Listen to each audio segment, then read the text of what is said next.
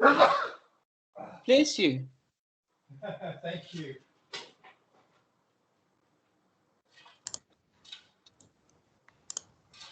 Okay, so if both of you can just quickly mute yourselves, and then I'll just start at 4, and then I'll introduce you, and then Bradley, you will start with your presentation first. Okay. Okay.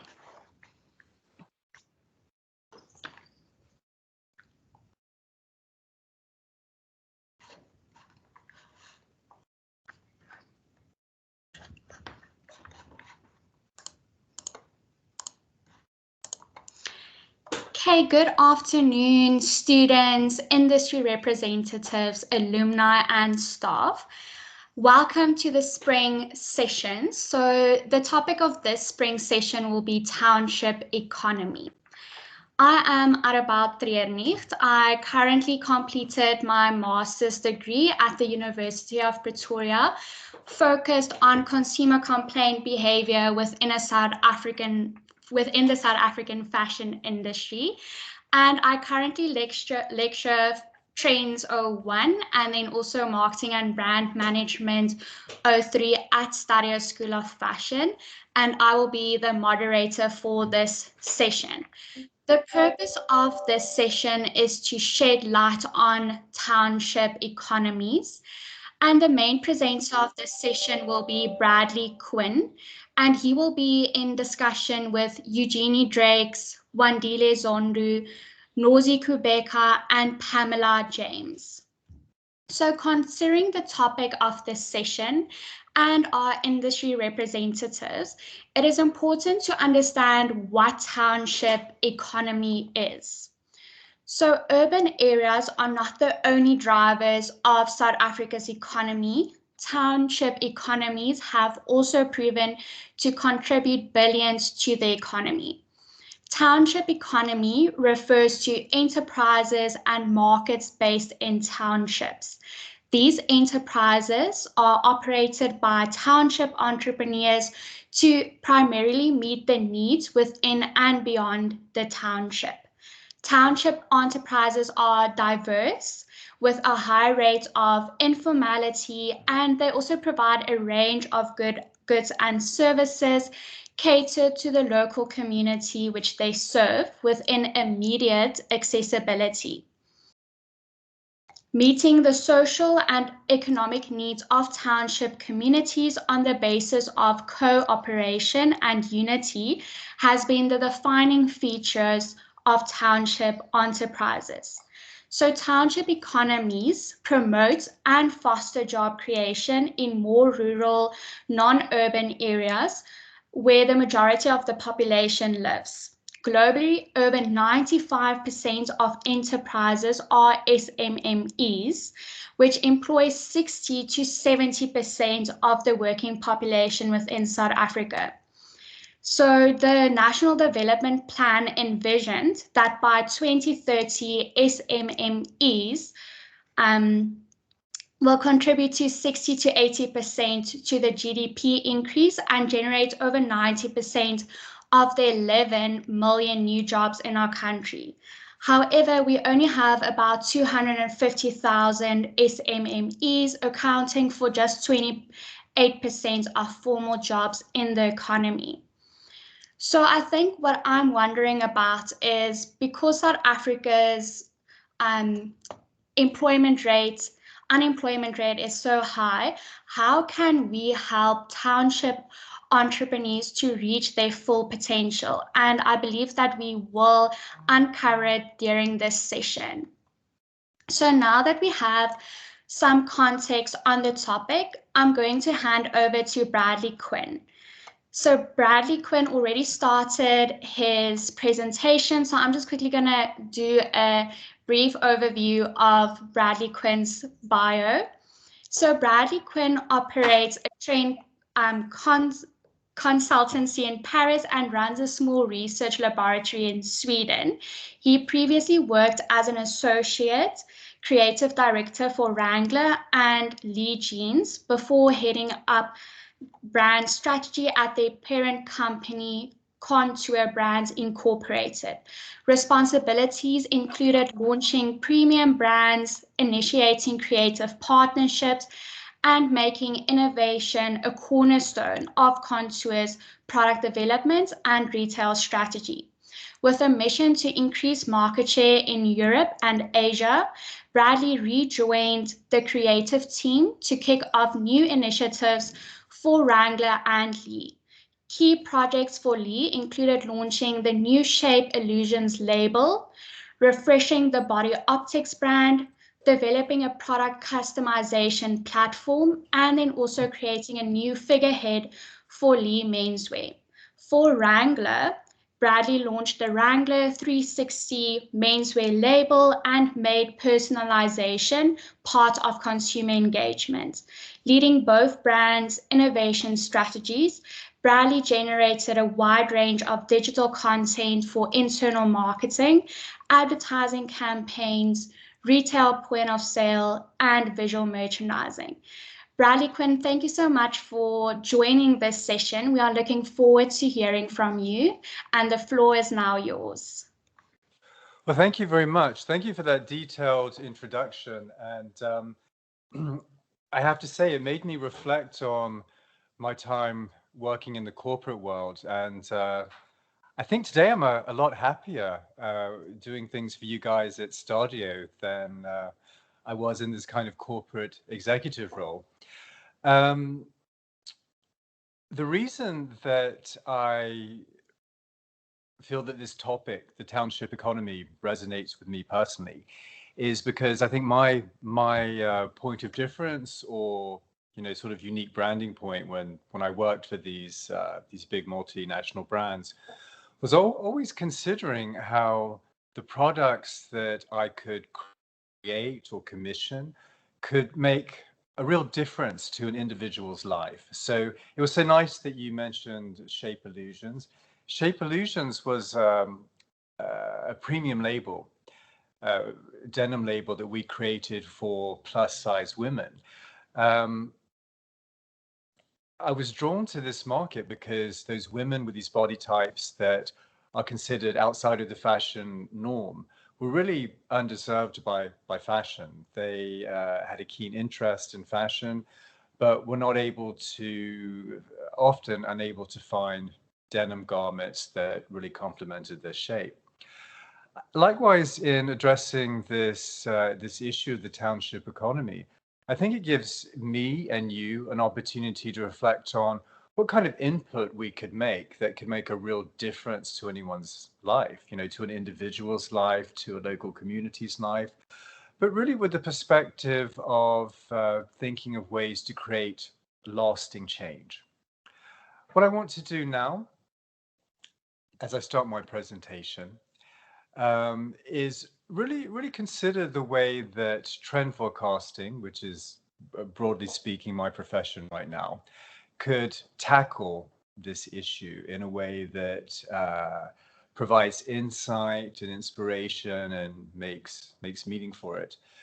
Because as I'm sure you're aware, the trend forecasting industry in general and the fashion industry in itself really is not associated with adding meaning and value to individual lives. So when I discovered that, it was a big surprise to me, and I hope during this presentation those reflections will pleasantly surprise you as well.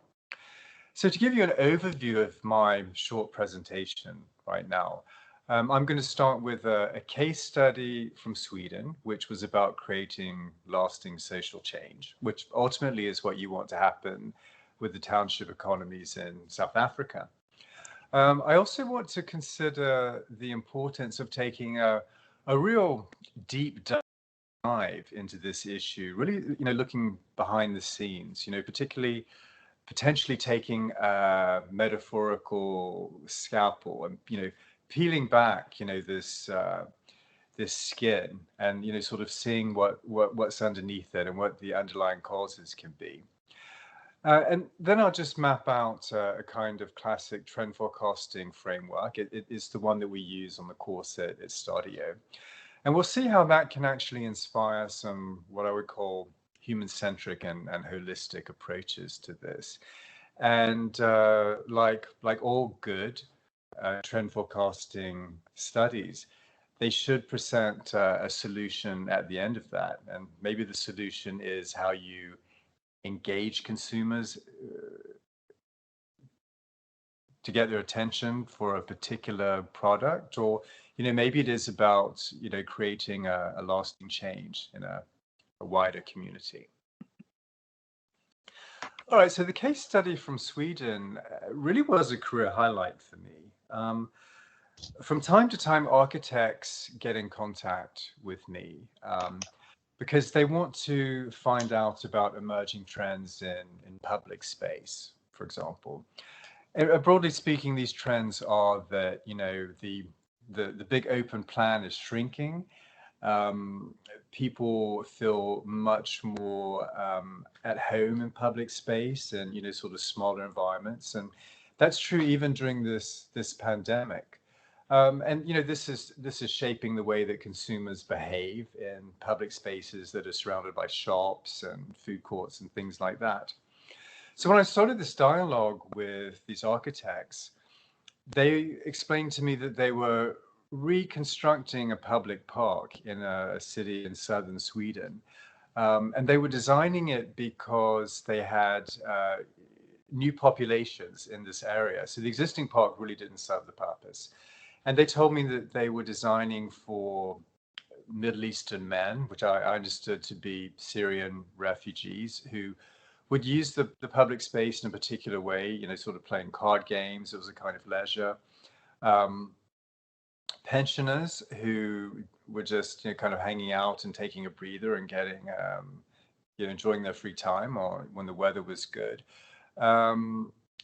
Community places where, sort of women could come together, places where college students could congregate. And the Swedish way of thinking about parks today, sort of mirroring the shifts in public space, is very much to start conceiving of a public space in terms of separate rooms. And the architects had mapped this out exquisitely for me. But I wasn't very comfortable with that because the brief from the local municipality to the architect had been to reconstruct this park, to reconceive this park actually as a place that would bring people together. So rather than having individual areas, it was proposed that, maybe there would be one structure in the park that could unite these different communities and these different users. And what was actually constructed as a response to that was something called the long table. And this long table was made in ways that could wind and configure throughout the park. So it had this great, kind of like community spirit that I think most communities around the world can relate to. The idea that everyone comes together around a long table and they share ideas, they exchange conversation, they check in with each other, they meet new people. And the architects did a fantastic job in creating this product that, as you can see in the slide, it configures. So it, sort of winds to create corners where people maybe can feel more isolated for private conversations, but also this fantastic sense of communality that all these communities are united in the same space and sharing the same table.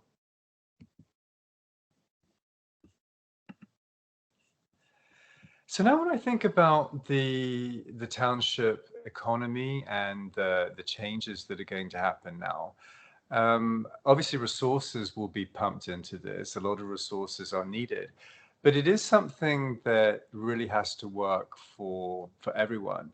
I think there is just doing my own research about this, there is a tendency for big brands to look at the townships in ways that they can, shall we say, exploit the economy.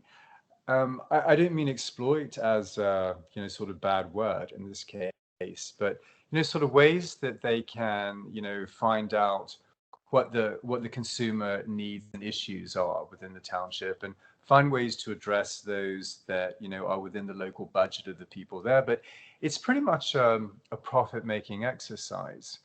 I have also, in my research for this presentation, but also just in a kind of general knowledge way, have long been aware of projects where particularly artists would go in and work with the local community. Right now I'm remembering communities in Mexico, the Philippines, in Romania, the Roma people, the so-called gypsies there. Lots of different communities, artists and other famous people can normally get a lot of media attention. So it kind of, sort of elevates all of that. A lot of the solutions that they proposed was creating a workshop where people who live in the community could be employed by this enterprise and produce products that would be circulated within the community to address local needs and help the community make surplus income when they had enough to sell to first world communities, for example. Now, when I talk about trend forecasting, I have to tell you that it does a lot more than just address fashion trends. It's trend forecasting has become a little bit cliched in terms of, talking about the hemlines next season, what are we working on now, the color trends for 2024 and things like that. What we try and teach at Stadio is that, understanding forecasting isn't really just about analyzing an issue and identifying the things that are going to happen. It really is a shift in your way of thinking, because to do this job well, a lot of analysis is required. By the way, on day one, we don't tell the students that, when they finish the course, they're going to adopt a whole new mindset, a new way of thinking, because that's, probably too much to take on the first day. But what we ask them to do is consider what I call the phenomena. What is the issue that your client has brought to your attention, or in this case, your teacher? Or, what is something that has really got your attention and, your antennas are moving around because that this is going to have impact, somewhere, so you start looking at it. Well, already at that point, we start looking for an intended outcome, So I just mentioned shape illusions and, sort of denim earlier. The corporation I worked for really wanted to make that research and those products very profitable to generate revenue. But the design team had other goals. They really wanted to widen the range of fashion and embrace a community of consumers that were considered marginalized at that time. Now, to really gauge the impact of this trend, you have to get an idea of its size and who it affects, right? So it's easy to see that, in the case of a township economy, you can go into what I call the micro perspective. Micro perspective, identifies a local need. It might be a small group of individuals. It might be a community of 10,000 people. It might be a wider community of 100,000 people. But I think at that point, if you know that you're able to address a very local need, you're kind of onto something. Then you can start thinking, okay, there's nothing new under the sun, really. So if this is making a difference to these local communities, let's see if there's a global perspective on this too. So that brings us to what I call the macro perspective, or the macro implications for that. And for example, township economies are, you could say, very localized in South Africa, but they also have a global perspective as well. If you consider now how the migration from Libya and Syria has really impacted whole nations in Europe, creating communities who were also very traumatized by things that happened to them, creating communities who are looking for a better life, who are, sort of looking for more rewarding employment. By that I mean, sort of maybe better wages, maybe something that is more fulfilling to them. Looking for better healthcare, better sanitation. I just have to pause here and say that, as someone living in a very privileged place like Paris, uh, I can really only imagine the hardships that people in these communities in South Africa are facing, and also people who live in a more privileged community in South Africa with the power shortages and things. So I'm probably not the best person to try and say that I have an affinity with you people. But I do see that in, sort of communities. I see similar things in communities very close to me. I live in a Jewish area. This is one of the areas that was hit at the same time as the famous Charlie Hebdo attacks. A kosher supermarket down the street was raided by some activists, some terrorists who killed a lot of people. And this community here is still, kind of resounding from the effects of that, but people move forward. So, once you've mapped out the size of this trend and the potential sizes, it's good to consider, if these changes are scalable and repeatable. So in the case of a township, can you create something that is going to impact on the lives of 90% of the people?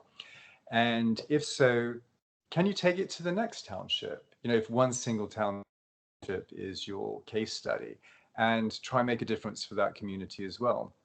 Always good to consider the underlying narratives that are at work, and also the very obvious ones as well. In the case of a township economy, a narrative could be youth unemployment. And that could be very important because there might be government funding directed at tackling youth unemployment. So you can get a sense that if you are starting to target that demographic, you can gain some traction there that can potentially, you can build on. Conducting analysis is very important. You can do academic research. That's what is encouraged at Stadio. You can do consumer insight surveys. That means that you can bring groups of people together. And you want to get a real nice mix of people, people that are just in love with that brand or that product, or, really in favor of getting changes to this issue, but also people that don't like it, who are really against it. You can interview people, you can have, sort of random conversations, sometimes will reveal insights. And then in terms of proposing solutions, I think this is really about, finding ways to either create a lasting change, or if you don't think that you can do that, it could just be about consumer engagement. How can you get those consumers' attention, or that group's attention, and sort of maybe encourage them to become part of the solution. Okay, so one of the poignant things about this topic was I came across some studies online in the United States. Some very famous academics, and also some people working on their PhD studies. I'm thinking about the University of Colorado, for example, have really taken a long, hard look at the townships and the problems people face, but also looking for solutions. So I was very intrigued to find that in these research case studies, there are quite a high number of incidents of people from the townships that have gained employment, very good employment in sort of different cities, and moved to live in the big cities. They, you could say, escape the township, and we're really starting a completely new life. Well, there are documented incidents of these people who, once they came into the workplace or once they had moved into a new setting, suffered from different types of background breakdowns that was very hard for the people around them to understand. I mean, it's almost from the perspective of someone like me, you would think, hey, you've just had a great opportunity to be lifted out of poverty and hardship. You know, why why is it so difficult for you? Why are you so traumatic?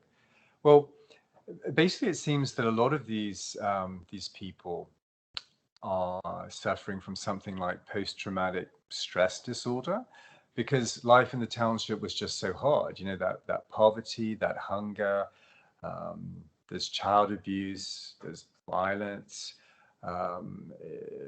Sometimes people see people brutally murdered in front of them. There's a lot of things that people living in those communities face on a day-to-day basis that someone like me just doesn't. So a lot of work has to happen in terms of, you know, sort of really understanding the needs of these people. Now, I just want to say that I'm kind of breaking with this perceived methodology, which is about instructing and educating the community to make a local product. When we're talking about economics and generating revenue and, you know, sort of creating a bigger economy, we're really talking about bringing key people out of the townships, giving them education and experience and, you know, sort of helping them along that path with the hope that one day they will return to those communities and, you know, their knowledge and experience is really going to help create this lasting change that we're talking about. So I spend a lot of time in Sweden where my research lab is. I know a lot of Syrian refugees there. All of them are united by one common goal. They, you know, sort of want to get the best education they can in Sweden. They want to get as many resources they can so that they can, you know, sort of have money in the bank. And when the time is right, they want to go back home to Syria and rebuild the economy. And I would just propose to you that that methodology could be very effective with regard to creating a sustainable township economy. And of course, what I'm really talking about here is a kind of leadership. And someone who identified this is Oprah Winfrey, who established her school that she calls the Leadership Academy. Now, I know that this Leadership Academy is controversial for lots of reasons, but I think it's worth considering that new leadership has to happen at every level. You know, for people who have come out of the township to go to school, for people whose, you know, children whose parents have never lived in a township. It's like a collective responsibility. And the kind of leadership I'm talking about now is not just what we're teaching to the community leaders, but also the kind of leadership that will help people like myself take responsibility uh, when migrants come to my lab in Sweden to work with me. Really, you know, sort of going that extra mile to understand that, you know, I might be working with a colleague that, you know, has some needs that I don't know how to meet, or, you know, is facing some issues and needs that I don't know how to address myself, and finding out ways to get them the help that they need. So the trend course at Stadio is taught within a fashion context, and one of the things that I identified, if you look at the gentlemen here, they have a very proud sense of belonging. They belong to a music group. They dance, and, you know, they've created these uniforms for themselves. Other studies that I've read about uniforms and the kind of environments where they're worn have indicated that wearing a uniform creates a very deep and lasting sense of belonging amongst people. So that could be, you know, someone wearing a caregiver's uniform, working in a nursing home or a hospital. That could be people that have just enlisted in the military. these kind of environments, especially hospitals and homes for the elderly, nursing, there's a lot of caring and caregiving that happens there, not just for the patients, but for the staff as well. So these could be very good environments, very safe and secure environments for members of a township who are ready to leave and pursue enterprise in another place. I think what's so interesting about this from a fashion perspective, a lot of the images that I've used for this presentation have come from the students' work and from sort of different bloggers that I found out about in South Africa. And I know that people like Jeannie, who's involved in this forum today, have expert knowledge on the tattoos, the symbolism, the motifs that are popular in those communities. In fact, I think Jeannie could probably sort of look at these images and tell you exactly where the fabrics were produced. I think it could be interesting that people from townships wearing a uniform could be encouraged to maintain their individual community identities. So, maybe they would wear the regulation uniform of the military, or the lab coat of the doctor, or the nurse's uniform, but wear these emblems as symbols of pride. To really show the sense of belonging their community has, and also to help people know that maybe this is someone that is new in our community. And perhaps we need to just go that little bit extra to consider their needs and help them. So I want to thank you for your attention now, and just as this discussion continues, I'm very excited about hearing sort of about all aspects of this issue. How revenue can be generated, how people can feel better, how sort of trauma can be addressed, how leadership can be addressed. I think this is going to be an exciting conversation, and I thank you very much for your attention. So over to you, Bella.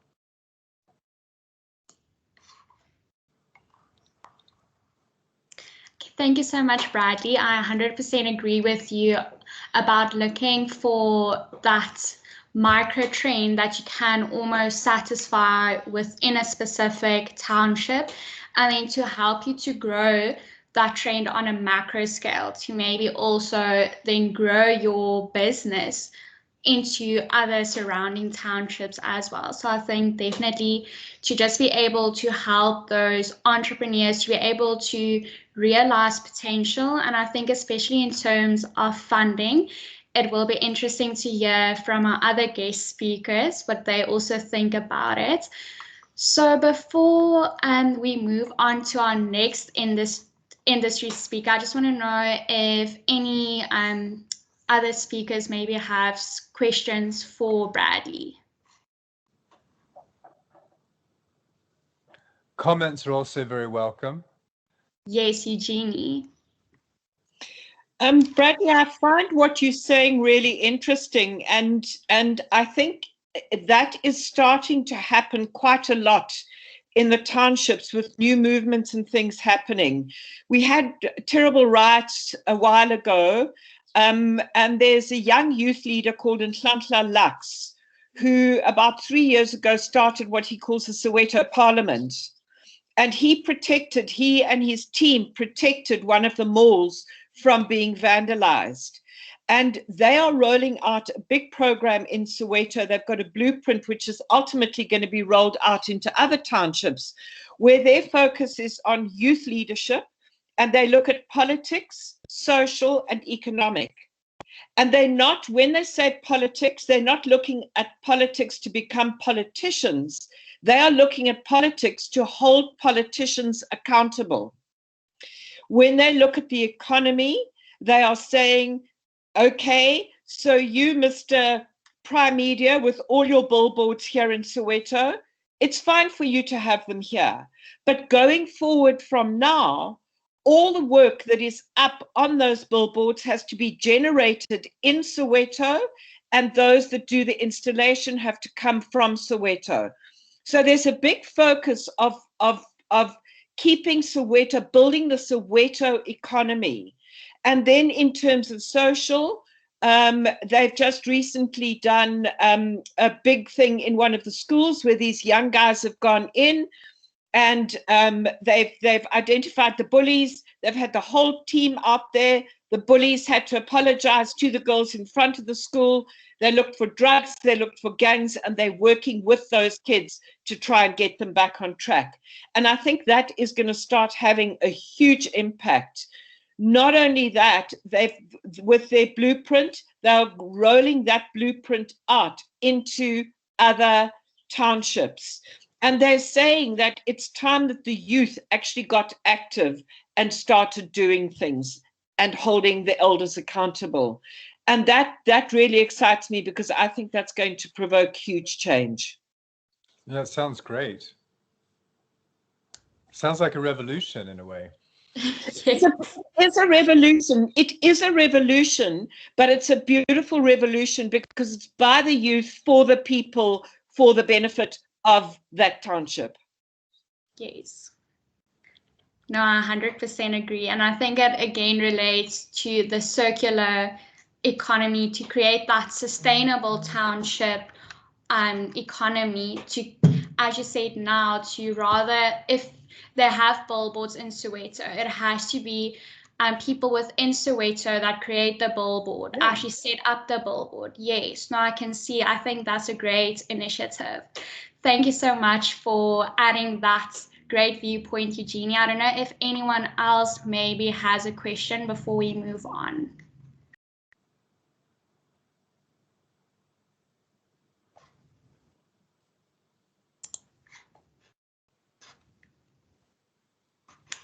Okay. So thank you so much for all the questions and then also the insightful discussion, Bradley. So next we are going to speak to our industry experts on the topic township economy. So firstly, I want to introduce Eugenie Drakes. So Eugenie, I don't know if you prepared a PowerPoint. If you have, you can quickly, while I introduce you, quickly just share your PowerPoint. No, it's me. You've got me and me. Okay, no, perfect. Okay, so Eugenie Drakes has been active in the handcraft sector from 1987 and opened a retail store piece in 2000. Her main focus was on traditionally inspired handmade objects for a global audience, and it worked with rural, peri-urban, and urban producers. Drakes has used traditional techniques and modern designs to produce unique products for a global audience. In her career, she has designed 10 signature pictures for Face of Africa final live broadcast from Lagos. She has also worked with David Tlale for his New York Fashion Week solo debut. She has collaborated with a number of local designers and design students for various fashion weeks. She was also invited as a specialist to an African Indian summit, and she followed sessions in Delhi, and Drakes has taken her experience and organized a group participation in the Trade and Impact Summit in Morocco. After closing her retail store, Drake now puts all of her energy into mentoring creative entrepreneurs on a number of different programs. Eugenie Drakes, thank you so much for joining this session. We look forward to hearing from you, and the floor is now yours. Thank you very much indeed. It's a pleasure and an honor to be here. And I must say, I giggle when people speak about fashion, etc., around me, because I don't see myself as a fashion designer or active in fashion. However, I am clearly very influenced by fashion.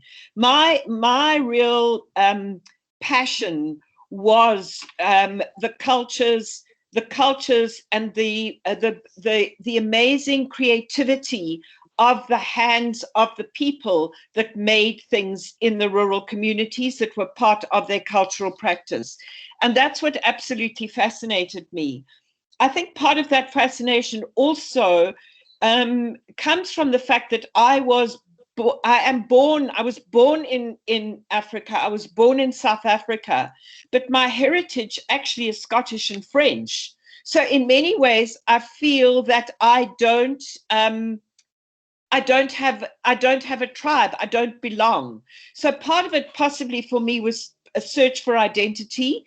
I also, in growing up, my father was a director of an oil company. I grew up in a big company home.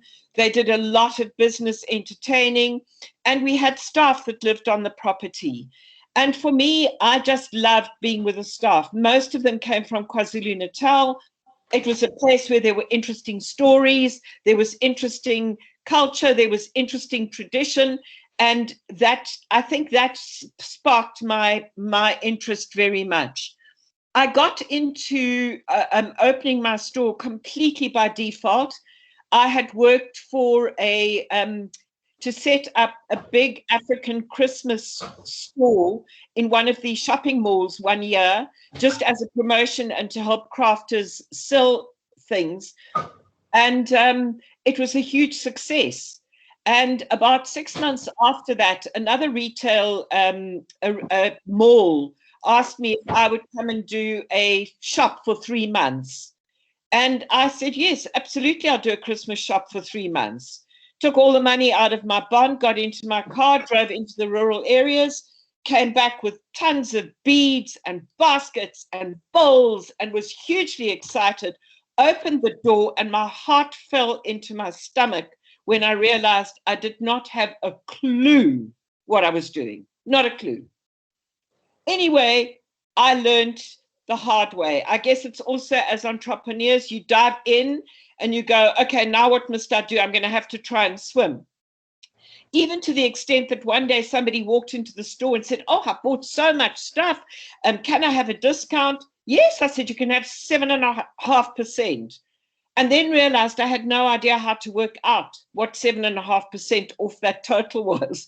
Fortunately, a friend of mine was in the store, so I put the total on my calculator, walked past him and said to him, please work out 7.5%, grabbed the calculator, made the sale. And I guess it grew from there. I think what really kept me going was my passion and my interest and my curiosity. Curiosity, I think, is an incredible, incredible gift. And it is something that I really would encourage people to continue to be curious. Ask questions, try new things. So for me, it was also story. I think story is really, really important. So I would go into the rural communities and help very much with them. And many of them couldn't even speak English. So when we had to, there was a lot of gestures used. But every time I went in, I would research before I actually went in. If I was going to KwaZulu-Natal, I would do something that enabled the people to see that I saw them. I would wear something that was from their culture. If I went to Swaziland, the same.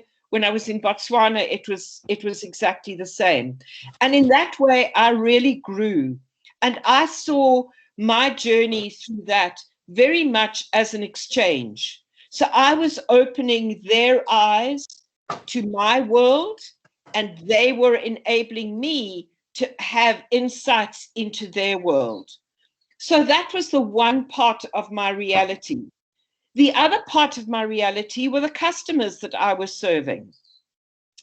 And shortly after I had opened the store in the shopping mall, I was approached by the Saxon Hotel, which is a very high-end, world accoladed boutique hotel.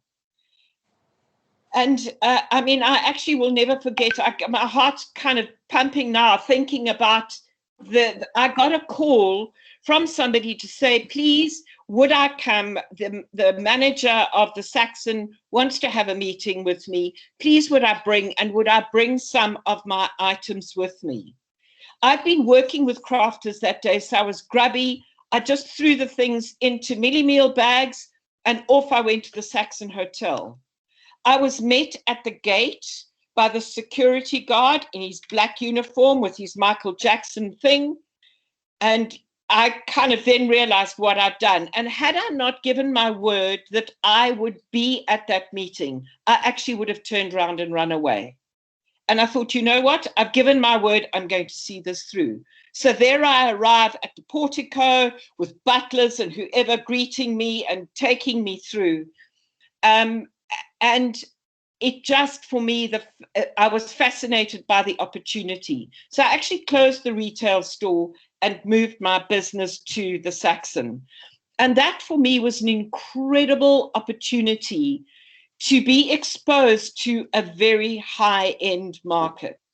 People that had traveled everywhere, people that had been there, seen it, done it, people that were really bored. So my challenge to myself was, what can I give these people that will excite them? And the one thing for me that was always beautiful, again, was the story. So for me, what I was doing with what I was doing doing with the communities that were making, was using story with them, stories that they would understand. So, for example, when I was contracted to do jewelry development for the American market in Lesotho. I arrived there. I was not given jewelry people to work with. I was given weavers to work with. The youngest weaver was 67. They were set in their ways. They'd been doing it for ages. Their work was fantastic, but they made table mats and rugs. Mats for the table, rugs for the floor. Table mats and rugs.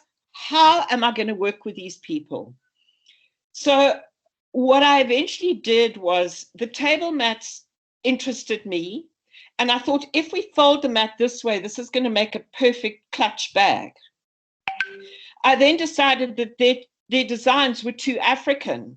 So as you looked out of the studio window, they overlooked the mountains. So I used the mountains. We're now going to tell the story of the mountains. So I want you to weave mountains here, etc. The woman couldn't believe what I did once that came off, because they'd made a table mat, which was now being turned into a clutch bag. However, with those instructions and that methodology, it enabled me to know that they would be able to produce for a market if they got orders. And they did. They got a $5,000 US order from J. Crew, which for me was it was extraordinary, absolutely extraordinary. Also trying to, with them, give people an idea of the impact that their work has in the world I come from. And I'll never forget when Mrs. Obama came to visit South Africa, they bought some product for me, for gifts for her, etc. So I phoned the group that made it. And I said, I just wanted to tell you, I was so excited. Mrs. Obama is getting your stuff. And the response I got was, what's Obama? And again, it was that thing about, why should they know and why should they care? Because in their life, it means not a lot. So I think it's also really important to be aware of where you are working. You know, when I think of the township, for example, I do some tour guiding here in Johannesburg, and I had a very high-end group of Americans, and they were irritated because their bookings had gone wrong. So they said, please, would I take them for the day? And these guys were annoyed. Anyway, I took them downtown to places where they wouldn't normally go. they then said at lunchtime, they said they wanted to have lunch and they wanted to see the Apartheid Museum, but they had to be at the airport at 5. So I said, guys, that's not going to work. You're either going to have lunch or you're going to go to the Apartheid Museum, or you can have a really traditional experience. I'm going to take you to Market on Main. We're going to get your lunch from there. Well, they ended up with lunch from the Rasta guys, which was served in a cabbage leaf, and they sat in the car, in their luxury car, going to the Apartheid Museum, eating their meal, their lunch out of the cabbage, and that was the highlight of their tour. So again, it's that curiosity, it's the openness to explore, and it's also that thing about being. If you're going into a strange environment, don't try and measure that environment by what your experience is, by what your norm is. Look for the norm in the environment and then try and embrace that. And just again, thinking of the township economy, for me, for example, with that, we need to, and we've operated in silos for so long. So if you're in fashion, you work only with fashion. If you're in fashion, who are your customers? How can you get those customers? How can you find those customers? So for example, how many people in fashion, if they're wanting to do for a market outside the township, make friends with tour operators who bring people into the township. Their profile of customer comes to the township.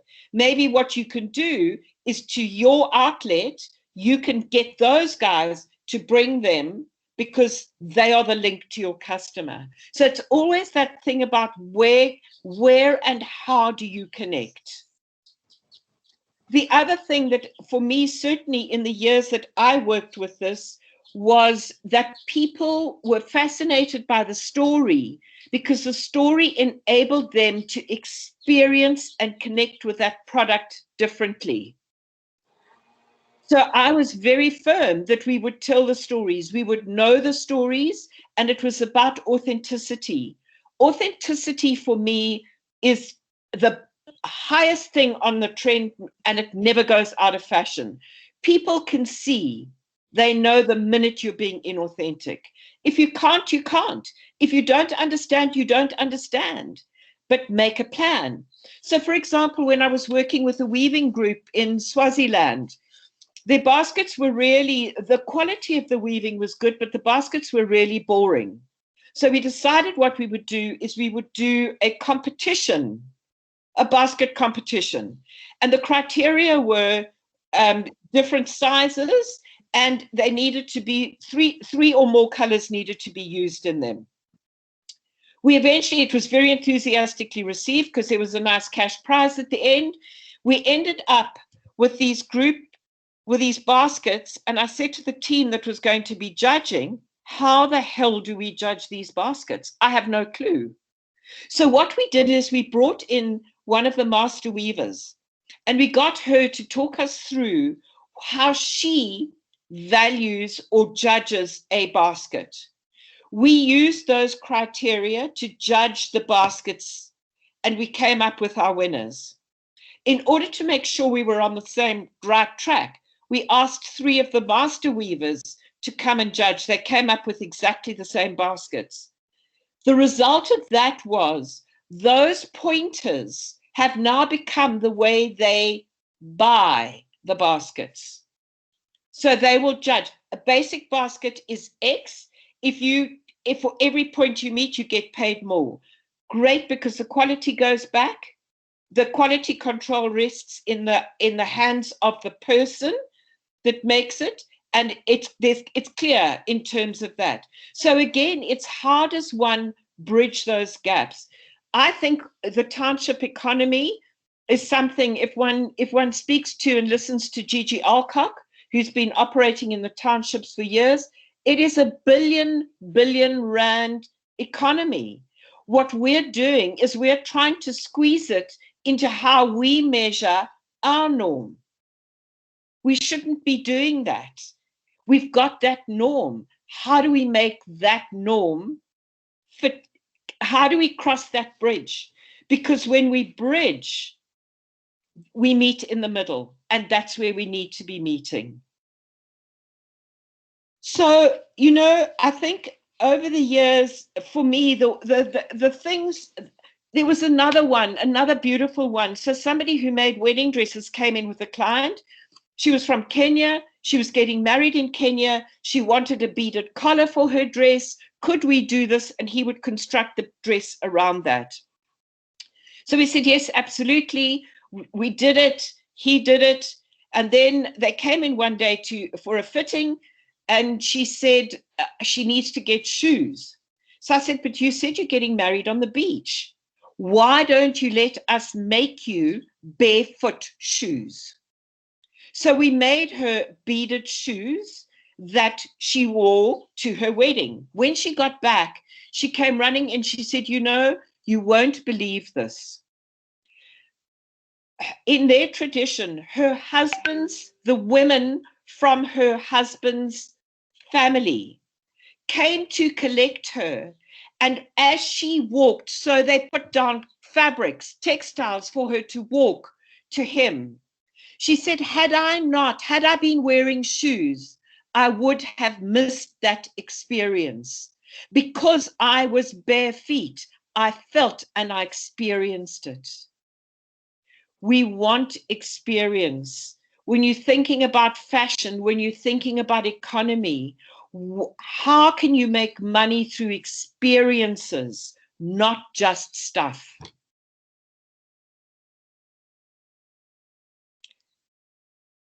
And I think that for me is also, and again, when I go back and I look at it, when I look at some of the things that I've done, it's always my why was the tradition and the culture that was my thirst. But how could I express it in a different way? With her, just the fact that she was being married at the beach. To me, if you're getting married at the beach, why are you going to wear Jimmy Choos? It doesn't make sense. And again, it's that simplicity. And we often look down on the simplicity, but the simplicity is the absolute gift. And I think that's me for now, unless anybody has questions.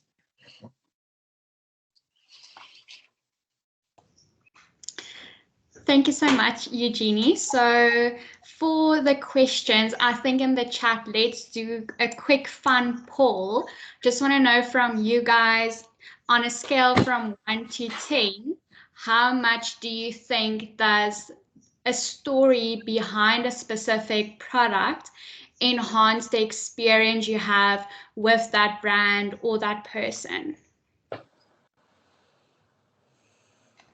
So you can just pop a number in the chat on a scale from 1 to 10. How valuable is a story to that brand experience? So for me, I would say 10. Yes, I see Stephanie also says 10. So anyone else? Bradley also 10. Sashenka also 10, definitely. Yes, so I think, thank you so much, Eugenie. I think the way in which you just told your stories about all of these different workers, it actually touched my heart as well. And I think if, like you said, it's all about those collaborations as well, and to try to get the people from overseas to immerse themselves in the local township economy, because truly if you go and travel, you want that authentic experience. You want to live like the locals. You want to experience that. So I think it's all about, I would say in essence, to create awareness about what is out there and to help these local entrepreneurs to spread awareness around what they are offering. But I think it's also that thing is we must not keep on thinking that it's only the overseas people. We need to be doing it locally, because many of the local people have never been to Soweto. A lot of Yeah, the guys in Sandton have never been there. And, you know, Yeah. I was working with an artist once and he said such an interesting thing. He grew up in Parkview. Most of his friends came from Cosmo City. And he said he always thought Joburg was just a skyline. He never realized he could go in. And when he went in, he was blown away by what he found there. He actually spent a year living with the skateboarders at the drill hall, and it changed his life. So again, it's one way for us to understand one another, to exchange and to learn. No, definitely, yes. I agree 100%. Yeah, we as South Africans, we also have to, I would say, get more familiar with all of the different cultures we have in our country. And especially in the fashion industry, it can really help us to get that competitive edge as well. Okay, so thank you, Eugenie. I don't know if Bradley maybe has a burning question that he wants to ask you. Well, I have a comment. I mean, to begin with, I was just blown away by Jeannie's presentation. So thank you very much for that. You took me on a journey, you know, forget storytelling, branding. You know, I was there with you in that luxury car when you were explaining to the Americans what their options were. But this brings me back to something that I've shared with the students, and I shared this in last week's session. There are some really fantastic stories in South Africa to tell. And, you know, it resonates with the importance of authenticity that you just described. It's an important part of branding.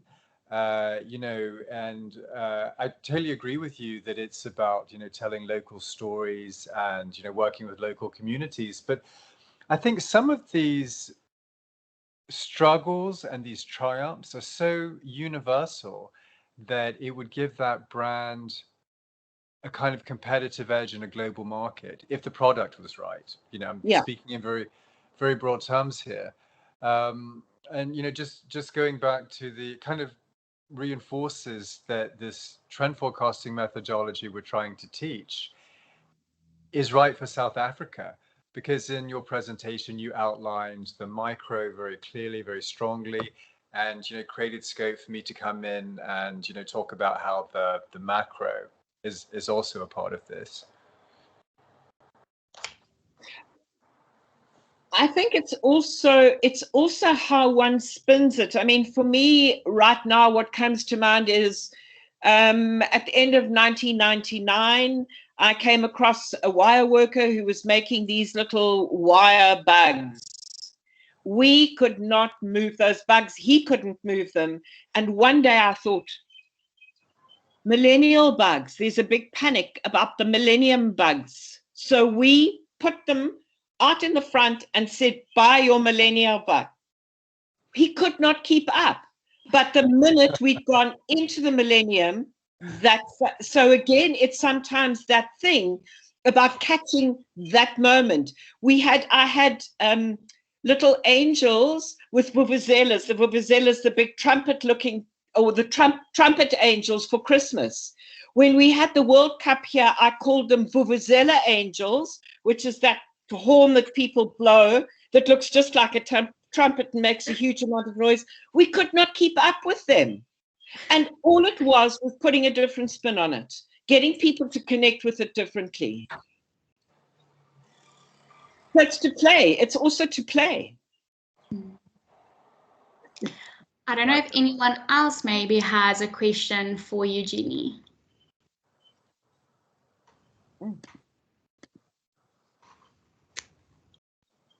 Just see.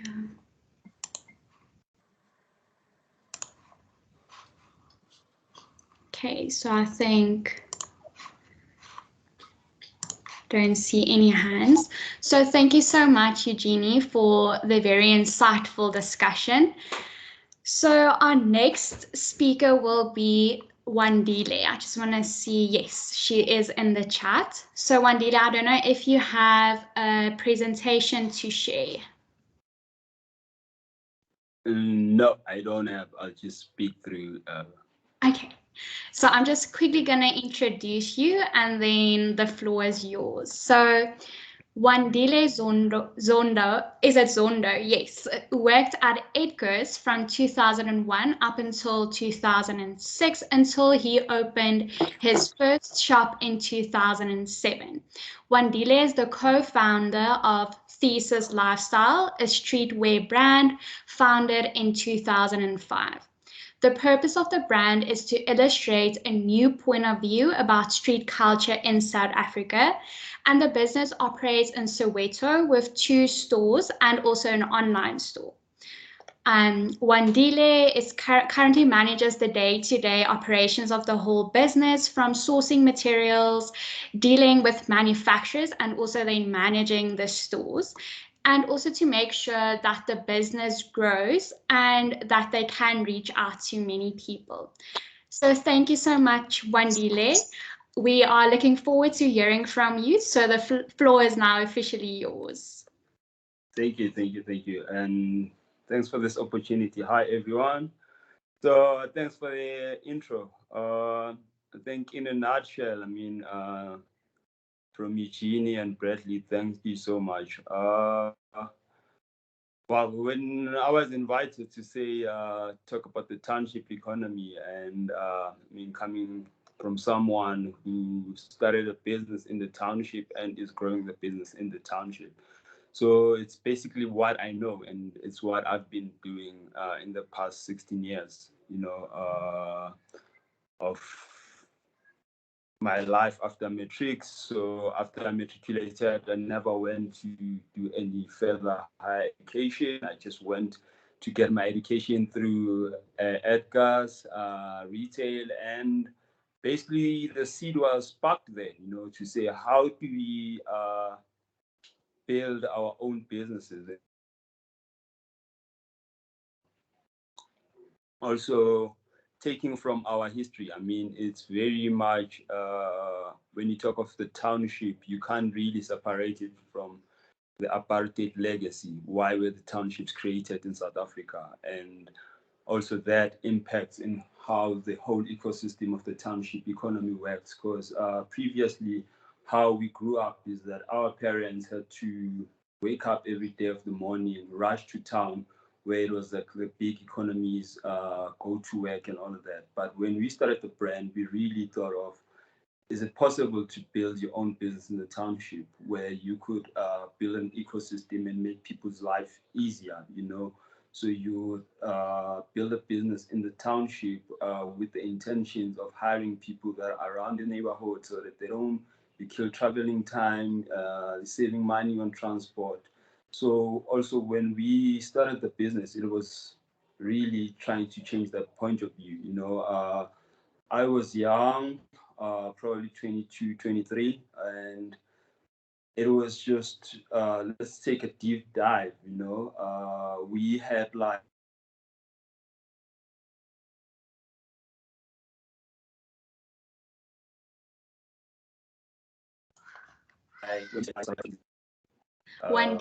On my side, you're just breaking up a bit. Sorry, yes. So I don't know if you can hear me. Yes, now I can hear you again. Yes. So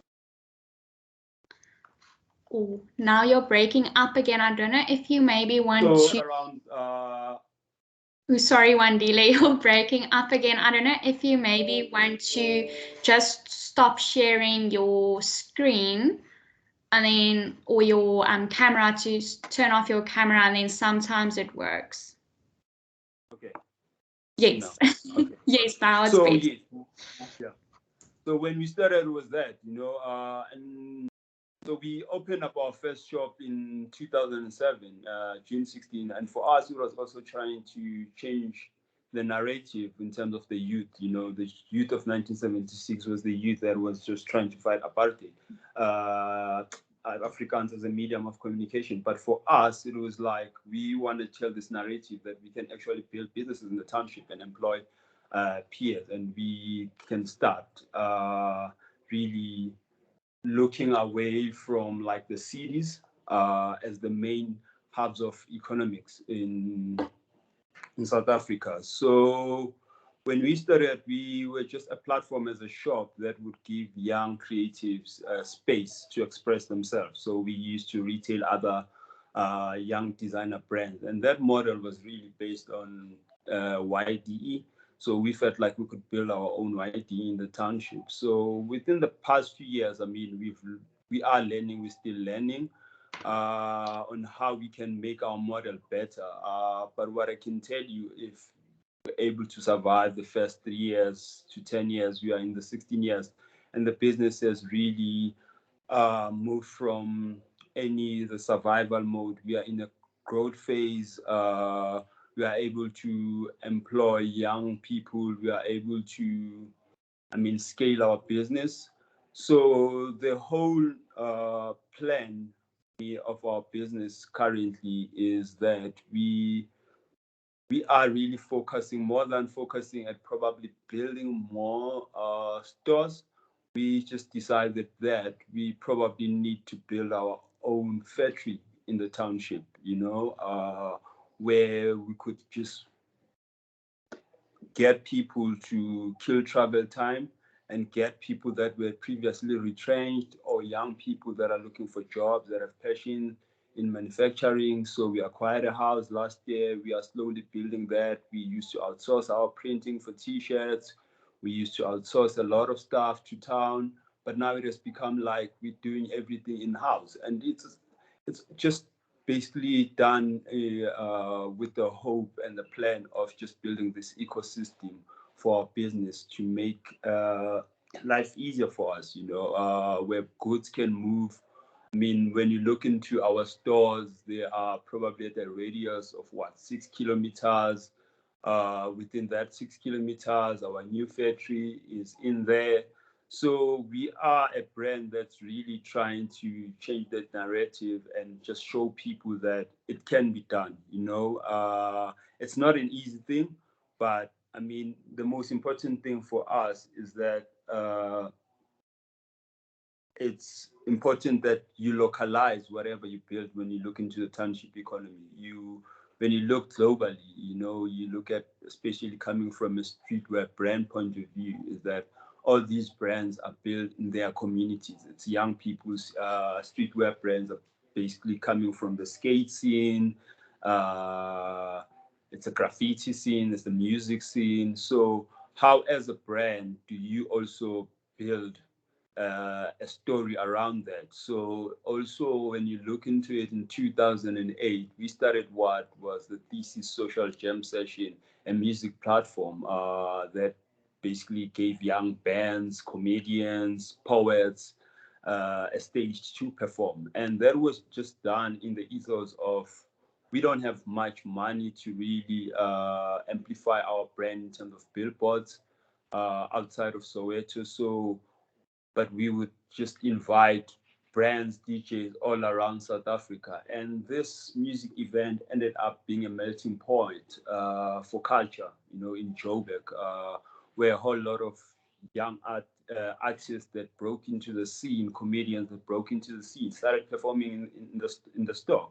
But also that gave our store popularity. We are right deep in Soweto. So that was an opportunity for us to amplify our brand, and the brand started gaining popularity. And with that, we were able to really capture the Soweto market, but also we were able to tap into the market that was just outside of Soweto, and that on its own, for me, that was an economy that we were able to tap into. And what also pushed us to start a shop during that time, there was a lot of township economy. Everyone, the big boys, corporates, were really starting to tap into the economy, the township economy. So Maponya Mall was popping up in 2007, Jablani Mall. So there was just this rush of malls, where people realized that there is a lot of money that's circulating in Soweto, but it's not really in a formal economy. So everyone was rushing for that. But I think also a whole lot of brands kind of miss the point when it comes to that, because it's more of everyone is just in a kind of a gold rush where everyone just wants to make money, but no one is really trying to build within the community. So as a brand, we've separated our business in like 4 quadrants. The top 2 quadrants are retail and the clothing, which are the cash flow, bread and butter for the business, what keeps the light on and all of that. And then the bottom half of the business is simply what we call the experimenting space, where we have the social impact. And our social impact is not really about taking money and giving it to NPOs, but we've started touch points like your running, the cycling. So it's like we want to have a positive impact in people's life in terms of getting them moving, you know. So we also, with those kind of things, we used to host events around cycling, around running. So that also brought in people. So as a brand, we've also tried how do we get our community involved in this ecosystem of our brand. So we've been in 2015, we had a model whereby we used to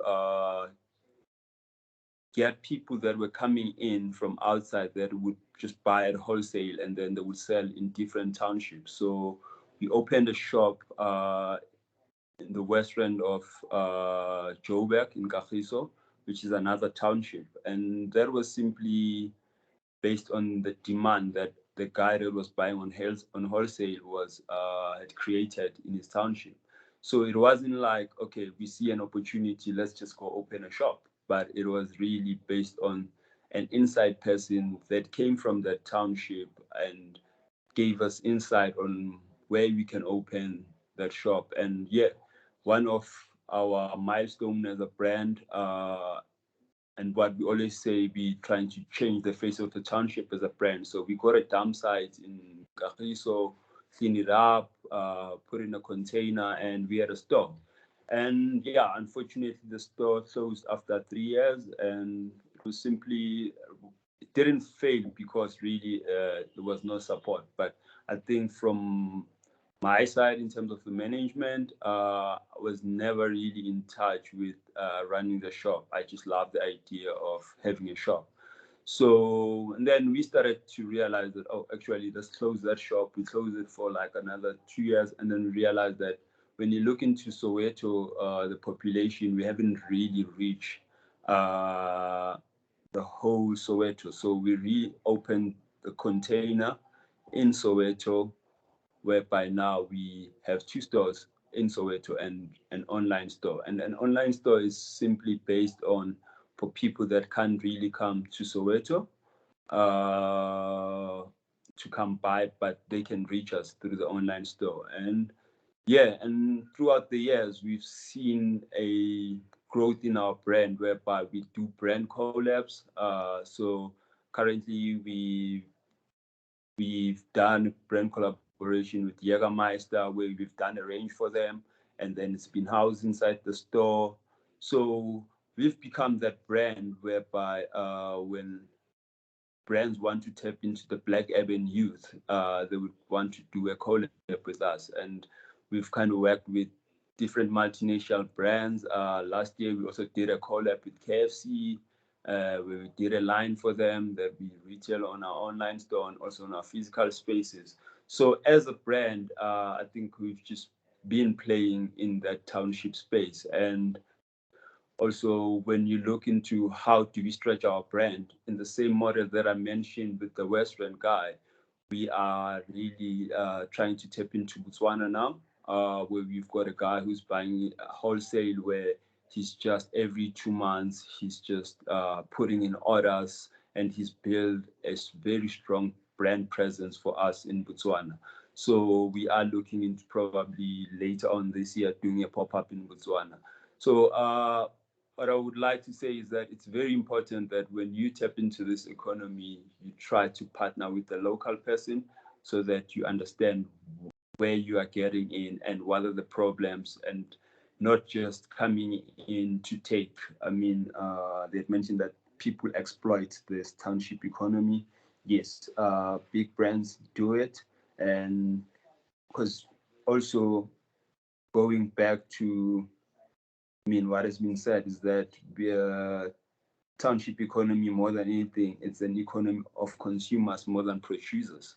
So how do we change that? And it's very important so that you try and get in the local community and empower them. I feel like, for instance, when the younger guys that we employ in the store, it's so nice to see youngsters cycling, coming to work, not using taxis, understanding that they can save their transport money, but also trying to keep active. So as a brand, we are always trying to adopt trends that we see globally, but trying to localize them in the best way possible.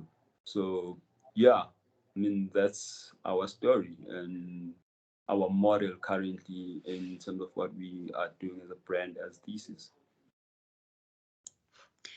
Thank you so much, Wandile. I think it was so enlightening to actually hear from a township entrepreneur, and I think it also goes to show that a township entrepreneur is able to create sustainable economy because you are now in the process of having your own factory. You aren't outsourcing any process anymore, so that also just helps to create even more job opportunities within your local community.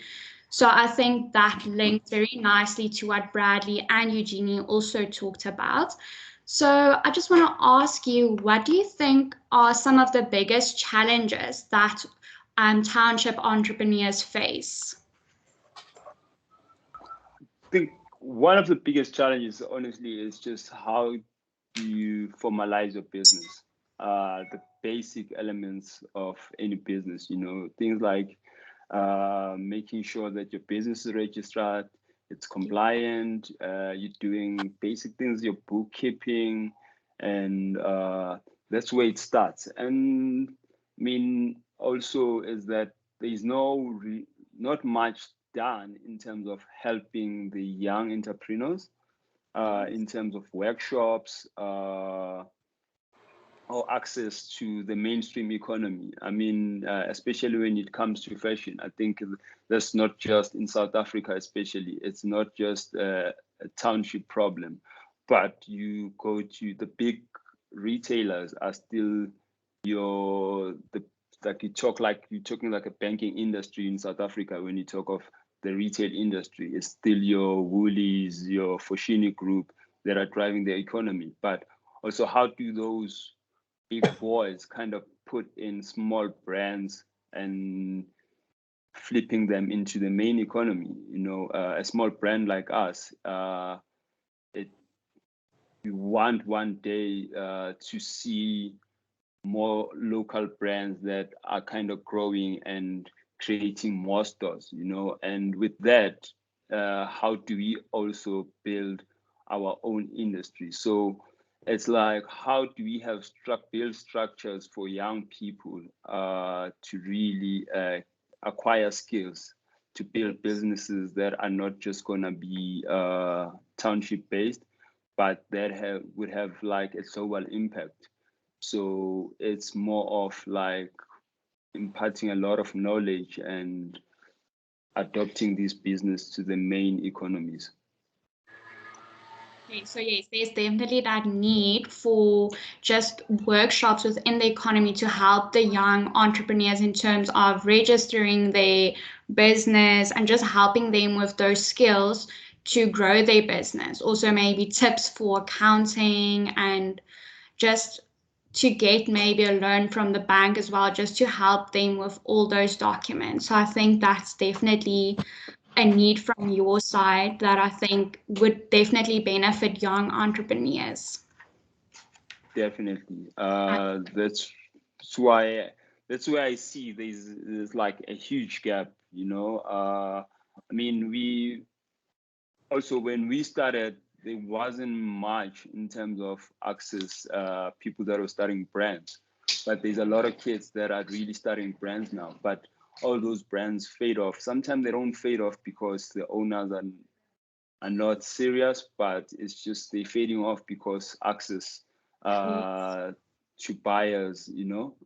So we just there still need to be a lot of work, you know, especially I'll make an example right now. So with our factory, we got these young guys that came from Natal, and they were looking to set up a studio for manufacturing, and then we took those guys to basically work in our factory while they are building their brand, but we also giving them access to these machines and resources in our space. So when sometimes they do work for us, I always ask them, do you want to send us an invoice so that we can pay you?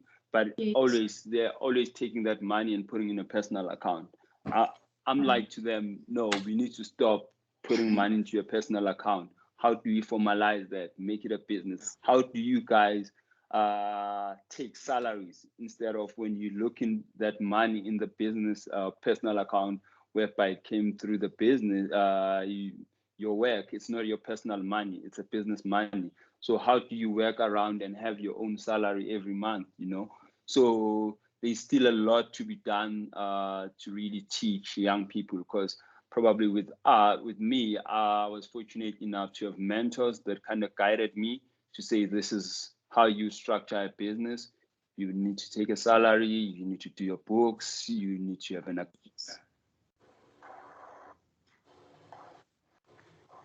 No, definitely. To this day. No, it's very interesting because from my research, I also found that 2010 Finmark Trust survey actually said that 87% of small formal sector firms had never accessed credit, and that they usually close within less than 2 years after being open. So I think that is exactly what you touched on now. The young entrepreneurs, they don't have all of the skills to be able to successfully run a business, but they do have that creativity, and they did identify that gap in the market. So I think it's all about just getting help for those young entrepreneurs. Definitely. Okay, so Bradley, I don't know if you maybe have a question for Wandile. Hi, thanks for that great presentation. It was very inspiring, especially being able to discover that there's a sort of vibrant lifestyle dimension to it as well. That was really nice to hear about. A question I had for you, though, was just wondering, where's the leadership coming from that has empowered you to be the entrepreneur that you are, and the leadership necessary to build other entrepreneurs in these communities?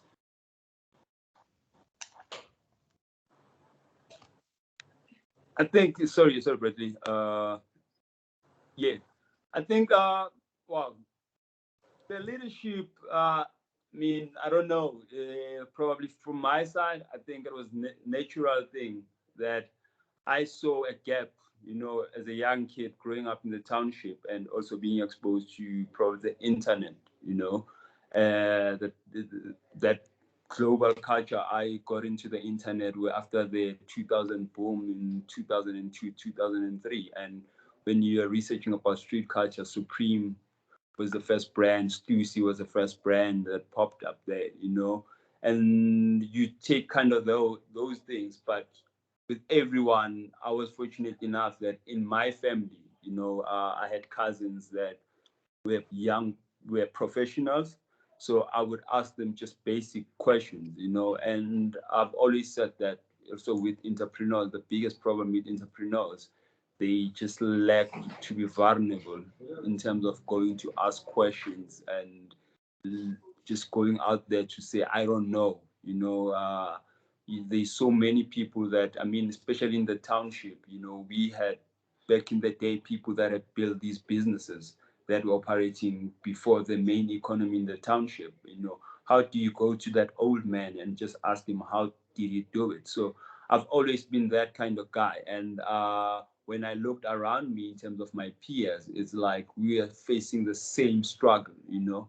And that struggle was like, for me, how do we form a group, you know, to say we need to put each other on and play this game. So that leadership, honestly speaking, I think from one, I was fortunate to have the mentorship team that I have within my family, and also always wanting to ask and going out there and probably reading a lot. So it's just, honestly speaking, it's a matter of how bad do you want to succeed, you know, and with that it comes that need to want to move out of your comfort zone and acquire more information to get better, you know. But I mean, like Eugene has mentioned, you know, you find like people like Ntlanta and what they are doing now. So there is a lot of those people that are really doing things in their communities to try and solve problems. Because to be honest, people are kind of fed up with political parties to solve their problems. But I feel like the youth now is like everything to change. It's in our hands. So how do we do that? So it's a matter of how do we encourage more people and putting in more kids. Right, interesting. So it really is like leadership at a very grassroots level, isn't it? Yeah, I mean, I would also, I mean, when you talk of leadership, just having, I think a month or two ago with my partner, he was just saying that whenever we need to be putting on kids in the business that are coming to work, we need to look at leaders. And the leader is not someone who must stand up in the highest point and make noise, but it's someone who is like, knows that the store must open at this time. It's someone that knows what is required of them. So we also need to look into leadership in terms of that, especially in the space we play in the township. You know, not everyone would be like out there and making noise, but also people need to lead their lives to make them better. So also there is that part of leadership that needs to be taken care of, because probably when we think of leadership, we think of people that will be president one day or anything, but just to lead your life and making it better. So it's also the social economics that we have to deal with in the township to solve. Interesting.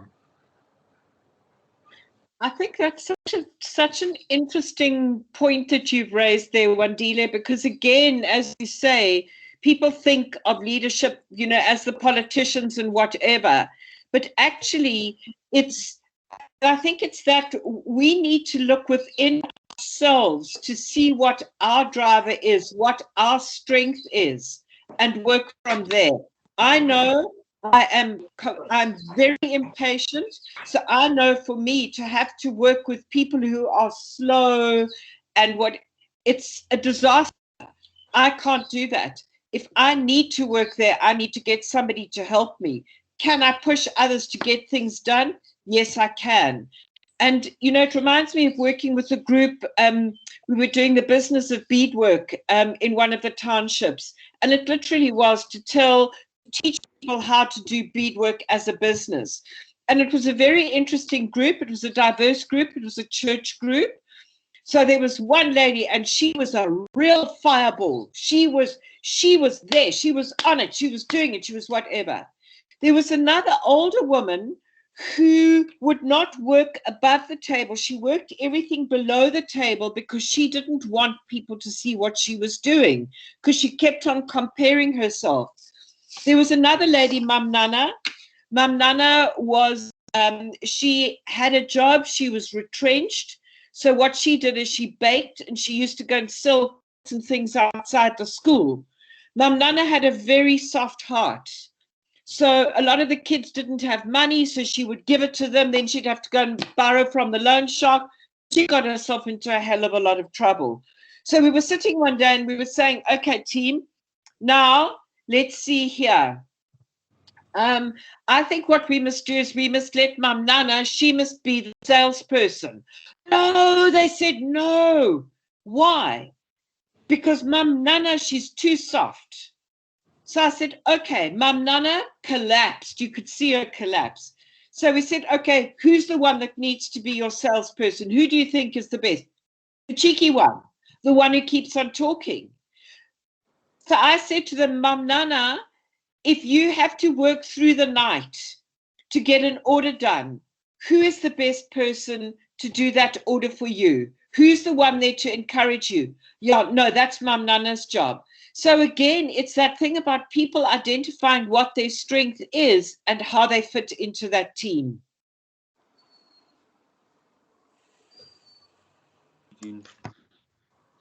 That's so much true.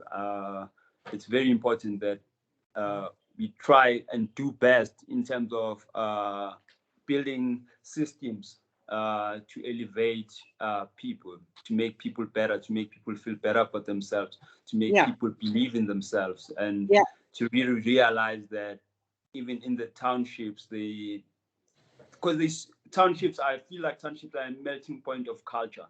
There's so much culture that's happening in the township, but how do we package it and tell our stories in the best way possible, and packaging those stories and presenting them to the world, you know? And I think South Africa is just a country with so much diversity, and that diversity should be packaged nicely, and it resonates with the world, you know. We've seen a lot of brands, we've exported a lot of stuff that the world is catching up on, and we just need to do more of those things, and just self-belief.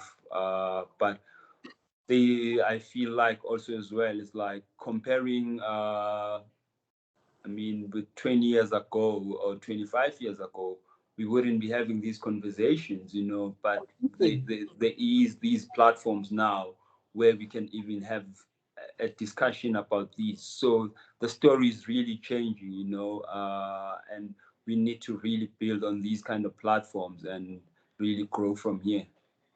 Wandile, I love what you're saying, and I think what we need to aim for is an exchange.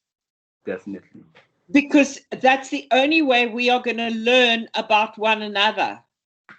And we need to be learning and exploring the richness. For me, I treasure every moment that I've had working where I've worked and the opportunities that I've had, because I have met some extraordinary people. I've been exposed to really wonderful, wonderful things, which I'm passing on to my grandchildren.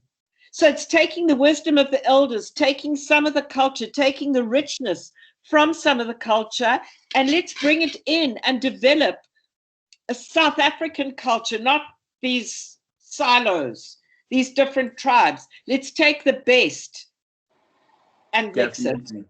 Definitely. And it's Africa's time now. The world is waiting for Africa. I strongly believe it is Africa's time now. And it's not what Africa thinks the world wants. It's Africa needs to take itself to the world. Definitely. Big difference. Definitely. I agree with that. Yes, I think Bradley will know.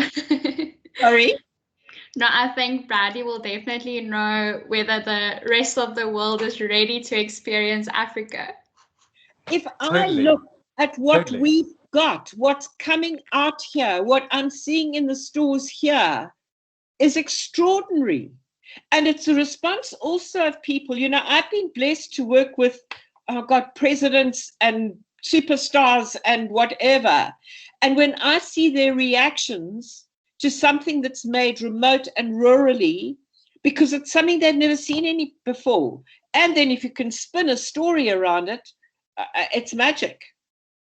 Yeah, and our local designers are amazing. Like, I'm always awestruck when I see the new designs, and even with the students as well. There's a lot of young new talents. I'm so excited for them to enter the workforce as well. It's also what I've done. I mean, I'm also really interested in the exchanges that are happening.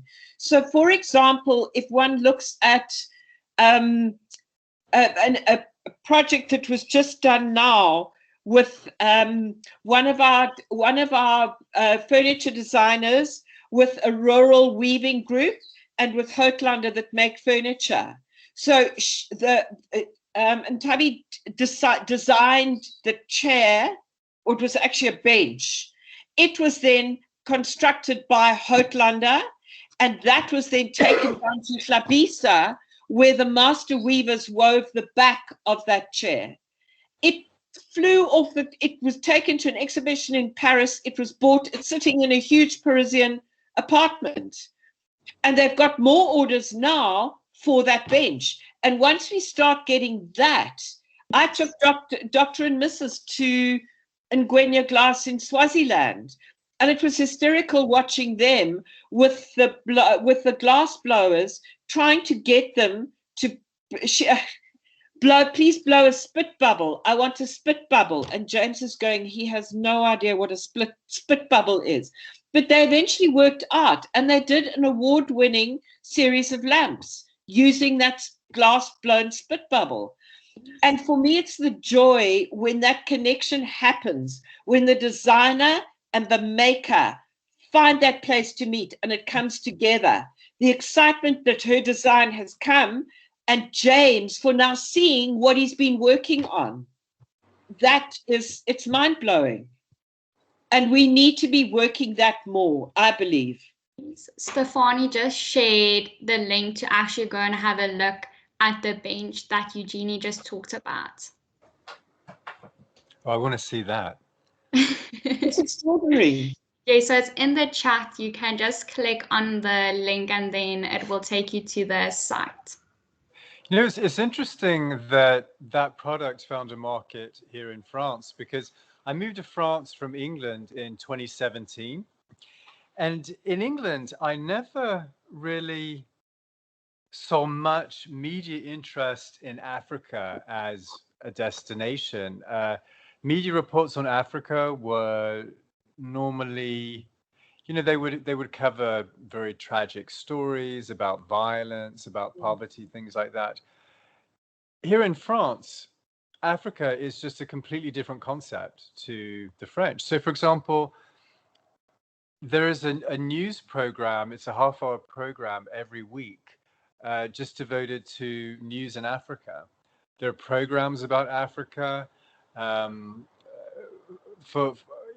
Everyone knows about, you know, France's colonial history in North Africa.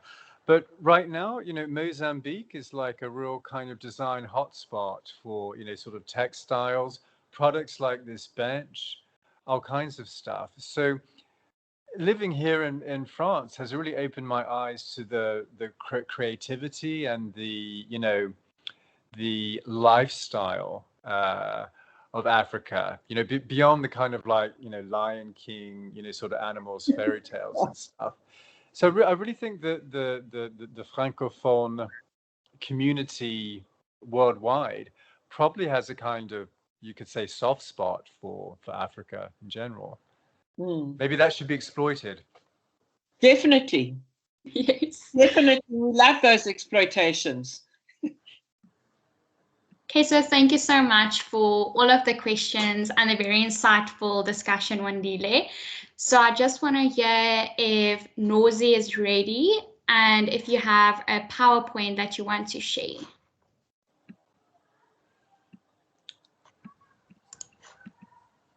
Hi. Oh my God, you've got to click on the link to that bench. I'm blown away. Yeah, it's very nice.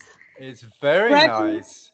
That is the tip of an iceberg. You have to come.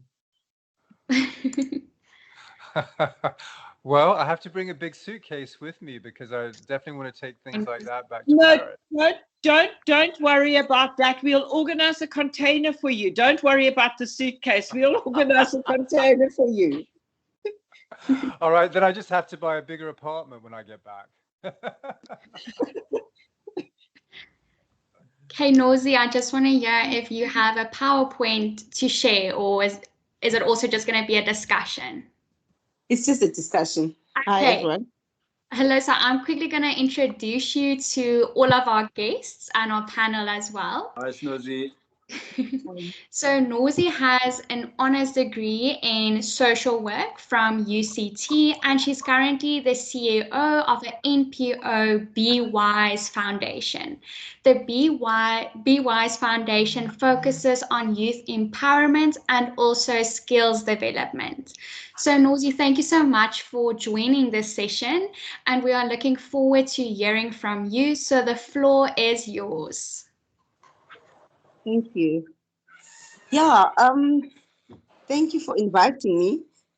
I feel underqualified to be in this panel because I'm not into fashion yet, but I'm aspiring to be in fashion with the youth that I work with. So, as you've already mentioned, I'm a social worker by profession, and my passion has always been working with young adults. So not your little ones that need their nose wiped or anything like that. I can't talk to young people, little ones, but I love to work with, from high schoolers all the way to varsity and tertiary. I work with those because I feel that that's where most young people fall through the cracks of society. And I want to make sure, it's always been my passion to make sure that they're all skilled in anything that they want to be skilled in. And there's so many things that opportunities that are there for them, but they need that person who holds their hand. And being a social worker and combining that with the passion that I have for them, I enjoy what I do very much. I am practicing as a social worker currently. I'm consulting for 6 colleges, actually, young adult colleges, where one of them is training them to be chefs, real estate, IT, what's the other one? Hair stylist, and now we're venturing into fashion. So I was consulting all along for all these colleges. In other words, I'm looking after their psychosocial situation. I'm the counselor, I'm their coach. I'm, when they have ideas, they come and I guide them, career guidance and all that, and it's very interesting to listen to what they want to do with their lives. And I want to hold their hand and coach them and guide them and be their mentor. So that's what I do. But besides that, I'm an author. I've written 4 books. One of them, my second book is entitled Teenager Be Wise. And that book has sold 28,000 copies in this country. And I'm a motivational speaker. I go and speak in colleges, especially colleges, because that's where I want to be, in high school all over the country. And that's where I meet, young people, and some are aspiring to be like me, to speak, to write books, to be social workers, and all sorts of things. So my contribution today really is not so much in fashion, but more in how I can work together with you fashionistas, if I can, is that the right word? And we can collaborate. One delay, I definitely must have coffee with you soon. And we talk about, how we can work together to empower young people. I find that for the past, when did I start doing this specifically? About 2016, 2017 to work in colleges. And they're just yearning and hungry for more opportunities. And fashion, who doesn't like fashion? I mean, young people love fashion. They want to do this. And when I was just hinting that I want to introduce, this, industry to them, and we raise funds, obviously being an NGO, we raise funds and then we channel them to different colleges where they want to be trained. So we're in the process, and all of them were like, please don't forget me. Can I put my name? Fashion and beauty, they want to be there. I mean, we have chefs already. We have IT, we've got real estates, but they also want to be in this industry. So for me, I've got just one foot at the door, and I look forward to working with you guys in the future. And I'm excited for my students, because they will be participating in this industry. And when I listen to Bradley, I will listen to Wandila, I listen to Eugenie, all the people that have spoken. These are people that I'm going to be knocking at your doors and saying, please help my young people. They are trained now. Come in and join in and help them, open doors. Bradley, we will be asking you all to open doors overseas for these young people, to expose them to different industries and trend, so they can come back and build South Africa. I'm very passionate about my country. I'm very passionate about young people, and even the books that I write, they are about that. I'm very passionate about wisdom. Be wise. The book Teenager Be Wise is about making the right choices and decisions in life, and career is definitely one of them. And avoiding peer pressure and avoiding getting into trouble, but rather build a life for yourself. And these opportunities are opening up for young people. We are a new democracy, a new country, even though we've got problems. I think that if we can, there's so many unemployed young people are getting pregnant. We have all these problems, but if we can keep them busy and focus them on their talent and bring opportunities to them, we will really solve a lot of problems. I talk from a social worker's point of view. The social problems that we have will be solved by what we're discussing today. So that's where my contribution really is. Thank you so much, Nozisa. I think what I want to know is, how do you think we as a fashion school could help some of the young entrepreneurs that you are currently, I would say, uplifting and providing skills? So I mean, it could help what? How do you think we as a fashion school could collaborate with you to maybe help some of the youngsters that you are helping out? So for example, if we can maybe have a project where some of the marketing students help a student of yours to get their name out there, do you think there are possibilities to maybe do that in the future? Absolutely. I think I'm very excited about this part. We'll be, if everything works as we are planning, we will be having a group that will be going to study on next year to start, learning fashion design and other, the whole beauty industry and fashion. And we definitely will be working together then to open opportunities for them with your partners that you already work with. And that's where we're going next year. That I'm praying that it works, like we've already discussed. We're in the process of opening that opportunity and working with Stadio. So yeah, there'll be lots to do together. Now I'm very excited for that. And I think, yes, Stephanie says in the chat that having great mentors is such an important driving force in youth development, showing that you can make better choices and being positive about what the future holds. And I think that is so true. And what you said really touches my heart as well, because I think as educators, my goal in life is to empower others and to help them to realize their dreams. And that's exactly what, in essence, you said you also want to do. You want to be that mentor, you want to hold their hands. So thank you so much for helping the youngsters out there. I think they truly appreciate your help. I think, as Wandile said, it's always great to have those mentors, because without his mentors, his business wouldn't have been such a massive success. So I don't know if Bradley maybe wants to ask you a question. Hi, can you see me and hear me now? I had some technical problems there for a minute. Yes. Okay, well, thanks for that very inspiring conversation. It was interesting to hear how important the role of mentorship is, and also that you are looking to do collaborations abroad for the students. Is that because you think that the knowledge is not there in South Africa yet, or maybe it's hard for them to find access to the knowledge and the right kind of opportunities? No, I do think that there is knowledge in South Africa, but like in any industry, I feel that young people need to broaden their horizon. We have a global, economy, and they must eventually, obviously, even if they start here and they qualify here, they start working here, or they open their own businesses, but definitely they need to infiltrate the world and see what's happening there. Some of them will even settle there and come back later. And I just think that we all, even people who are in other countries, they can come here and learn from us as well, as much as we send our people there. So that's what I'm saying. I'm talking about we're a global village. We need to expose our young people everywhere, you know. I do think that South Africa is great. There is a lot of great things that we're doing, and we're trending as well. We're doing, I mean, I'll just say what I can think of. We produce the Madiba shirts and look at our Xhosa outfits and Zulu outfits and all those beautiful outfits. We contribute a lot to the world as well. We bring our fashion.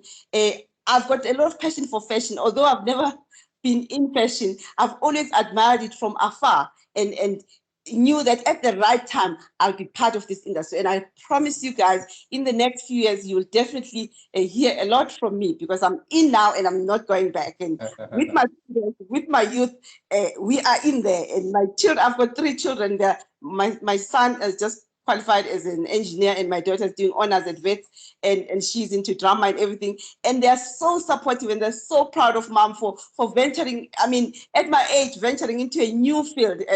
And that's me. I'll be 90 and I'll still be venturing into new fields. So yeah.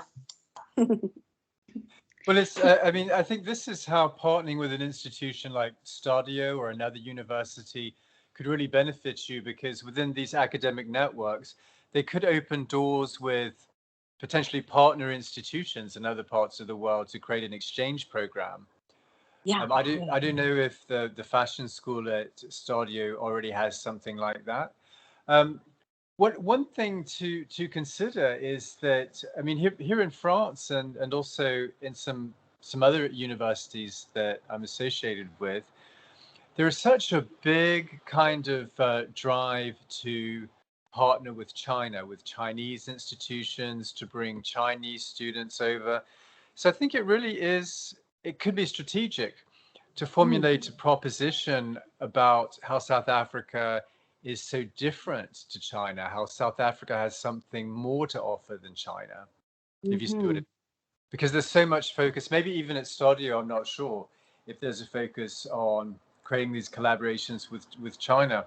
But I think you're in a very strong position to offer an alternative to these foreign institutions right now, when there really aren't very many. You know, China was like is a kind of academic newcomer and a bright new spark from my perspective.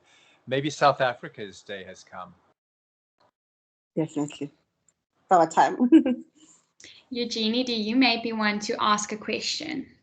Just to make a suggestion, in my experience, to take our traditional stuff into the rest of the world does not always work, because people don't understand it. So it almost needs to be modified for an international audience.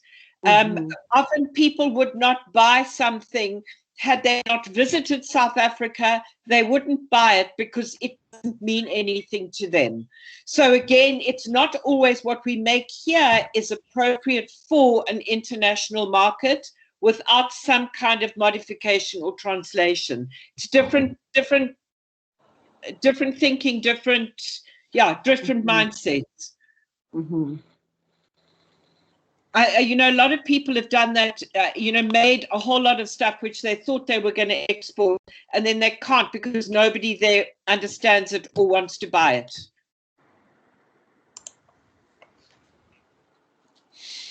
Yeah, I mean, if I could jump in here, I think that's a really important point to research these foreign markets and understand local context. So maybe, I mean, I think every manufacturer dreams of having that kind of like pan product that is going to meet consumer needs in every market.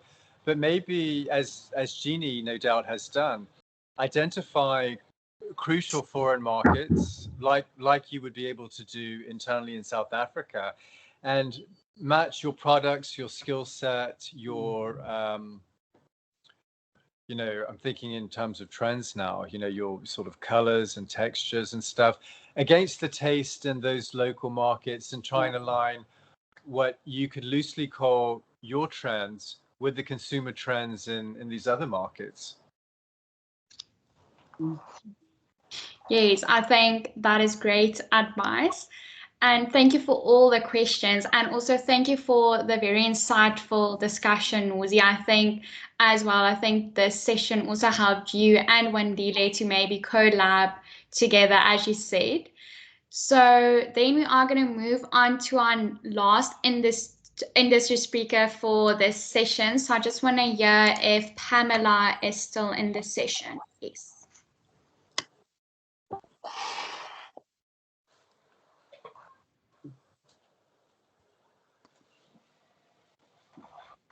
Hi. So finally we got to you. So I don't know, do you have a presentation to share or also just discussion? No, just a discussion. It's very long, and I guess now we've all been talked out and visualized out. I think also it would be great to just do the storytelling about the brand and where it started from. So I'll start by saying my name is Pamela. I represent Laduma Magolo for Makosa Africa. Laduma founded Makosa in 2012. It started as a university thesis that he was doing. If he wanted to remodernize the Kosa initiates, Amakwala, the regalia. So he saw the gap there, said, no, you don't have to wear the same monotonous khaki things, rather just do something great and bigger and see how it goes. Just on that, he also specializes in textile design. So his designs are more intricate and more rooted onto heritage and culture. How he started actually is quite an interesting story, that his entrepreneurial journey started in the township when he did t-shirts when there was some sort of a festival in Port Elizabeth where he comes from, and the t-shirts were at that time had a saying that was more relatable and also made the audience feel some sort of belonging, because that's one part of that audience, of the township audience, of the black audience, that it's always about do you get me, do I belong, do you talk my talk, do you speak my speak, do you walk my walk. So he did that, and the t-shirts were sold out within hours. So that was his entrepreneurial journey into the fashion space. That's how it started. And then he, of course, started at the Nelson Mandela University. And yeah, now today he is an a multi-award winning a designer. But however, what I've learned and what I want to really share with you, with you, Tim, is that he is quite a visionary, and I feel like it's something that needs to be really be transferred to anyone that is within that space and within any mentor mentee space. He's also so big on skills transfer. We when we recruit in the business, we don't really look at your CV. We look at your skill, and we want to harness that skill so that you can also be able to self-sustain and survive, and to also just transfer the skills on how to manage your business, as well as financial education, which is the most important part of our business. One thing though, I must say that for us, we are not in any space in the township physically. However, we are seen as a status brand. If you walk in any township, you'll see someone wearing a Makosa item. And it's an investment item because we quite it's high end and it's quite on top of range in terms of pricing. So with us, it's always about pride. How people when they wear it, they feel like a sense of belonging and a sense of celebration of who we are. We've always been trying to whatever we're doing and making to have some sort of a meaning to one's heritage and one's roots. And I feel like we have really achieved that. One of our biggest milestones in 2020 was doing costumes for Coming to America 2, the movie. And we also just did a collection in Tokyo. We, collaborating with the Japanese, and one of the creative directors of the biggest retailers, which is called United Arrows. So, Japanese are so fanatic when it comes to quality. We were so stoked that we passed that highest standard, which is something that we always strive to do and we are known for. Yeah, for us, even though we are not in the township, we are always within the people, and in fact, not only we are within them, they part of the family, they part of the community, because that's the culture that we cultivate within the business. So one thing though that we are also proud of is the fact that during COVID, our online store tripled, which gave us a chance to make more impact into those families and communities by employing more people. So we have also our factory where we run 24-hour production, and we have, I'm sure Eugenie will love this part. We have beaders, so people who bead, who make beading garments, and who create beading pieces for our items, pieces. And we also have a machine that does wallpaper, as we are also venturing into home decor spaces where we create couches, rugs. Oh, and there's also an interesting story about our rugs. Um, some of them, the hand woven, are handmade by women in Lesotho. So it's quite a beautiful story that they sit and they take that time and they refine the craftsmanship of Africa, and the fact that we as a brand, as a global brand now, because we are all over the world, we proudly so. We pride ourselves in the craft, we pride ourselves in the quality, and also shining the spotlight into Africa. That as an African brand, we are able to, we are the ones that they've been waiting for, which is paying homage to our ancestors. So yeah, that's us, and we are Makosa Africa. Thank you so much, Pamela. I think it's just great to see how, I would say, enthusiastic you are about the brand and about South Africa and Africa as well. I think generally it just makes your heart warm to be a South African. And Absolutely. I think, what would you say, what advice would you be able as a brand to give a young township entrepreneur? I would say to them, don't be scared to dream big. Don't be scared to dream big, and start with what you've got. Start with what you have. And sometimes what you have is not really there, but it's there because it's only the fire in you that you can harness, man, and just keep going. It's hard, for someone that also comes in from the townships. I know the challenges that we have. I know how much the opportunities sometimes can that they slipping through, but I feel like always surround yourself with people that bring you value.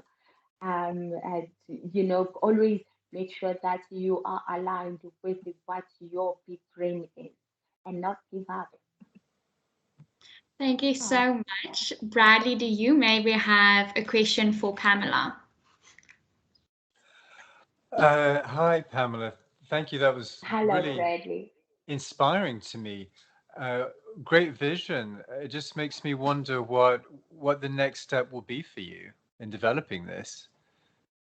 Yeah, we are looking at actually teaching textile designing. We feel there's a huge gap there.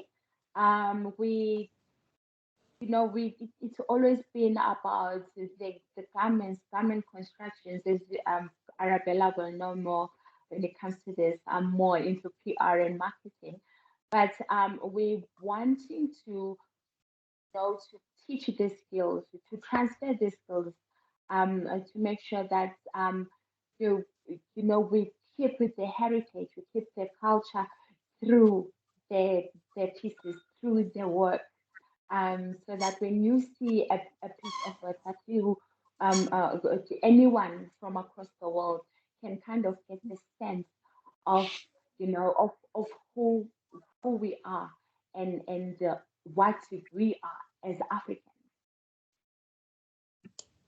to global. Yeah. Okay. Well, I think you've got a strong proposition in terms of the storytelling around that, for sure. Yes. Thank you. Eugene, I see your hand is up. Sorry, I can't help myself. I've known Laduma from when he was young, when he was starting, before he even went to fashion school. And there are things for me that what excites me so much about Laduma. Number one, he knows what he wants and he's not negotiable. Number two, his concept came from a very cultural, traditional place and space, and he's honored that. He's honored that. So again, for me, that's where he's man. He's a man. Number three, when he was younger, he was offered an opportunity to go to Italy to go and work with one of the leading brands in Italy. No, he says, someone who's not got a lot of money, or no, because they're going to try and change me. The other thing is, he always knew he wanted to do luxury. He always knew that. And he went for luxury, which made it hard. But he succeeded there. And he's not negotiable. So you can be as famous as whatever and say, oh, Laduma, I'm going to be presenting at this thing and whatever, I like that dress. He'll say, that's fine. Try it on. If it fits you, you can buy it. He doesn't do freebies and stuff. He's about business. And that also makes a huge difference, but it's difficult to do when it's your business. Laduma for me is one of the leaders of the group of young designers that actually stand in their culture, hold it firm, and are proud of it, and are taking that internationally and globally. So to me, he's ahead of his time. I think he's amazing. I love Laduma very much. Sorry. Thank you so much, Eugenia. I think all of us feel the same way. So exactly what you said now. So I just want to know if the audience maybe has any questions.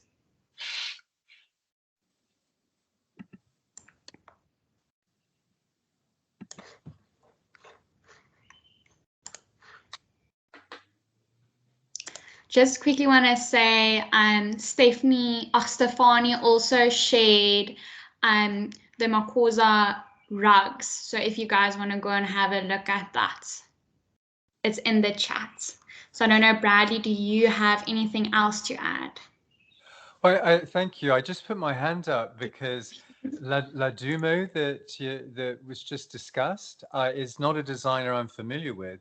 So if someone could upload the correct spelling of his name. I couldn't find anything in my search just now. In the chat, if you just scroll up a bit, Stefanie shared their website.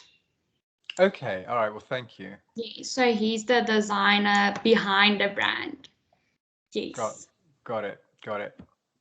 He's also, Bradley, the other thing that fascinates me about Laduma is that he actually, over his journey, he's bought the production factory. He used to outsource his production.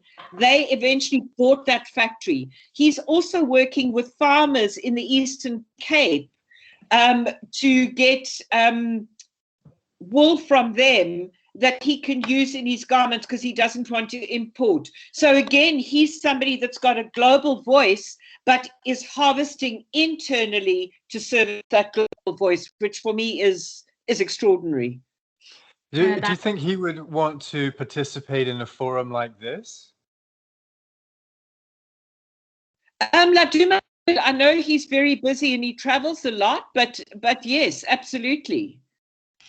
His story is amazing. His story is that he went with his mother, single mother, and they went to go and buy. They'd saved enough money. They went to go and buy a TV, and they went to the secondhand store. In the secondhand store was a knitting machine, and they came home with a knitting machine and no TV, and that's how it started.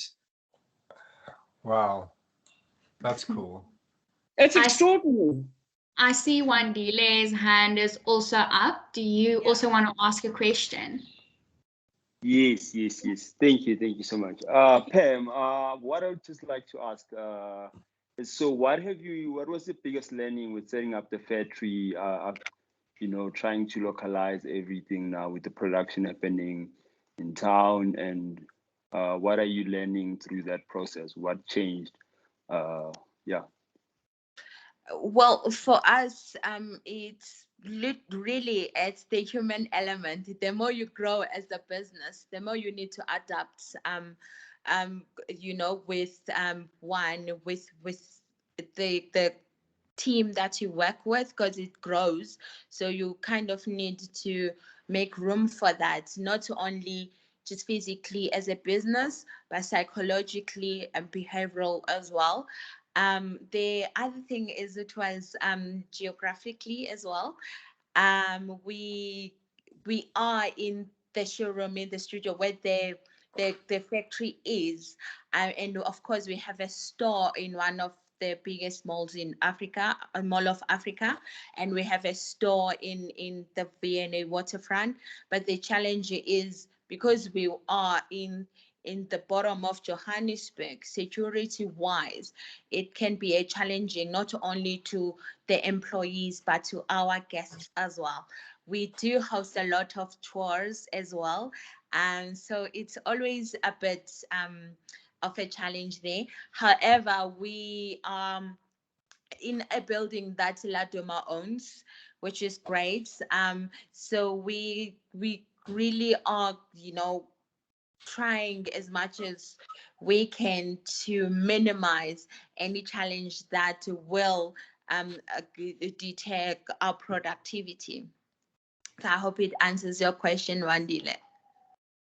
Thank you so much, Pam. No. Pleasure.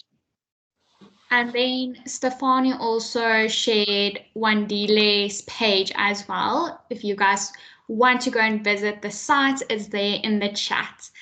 Then I don't know if anyone else has a question. Eugenie.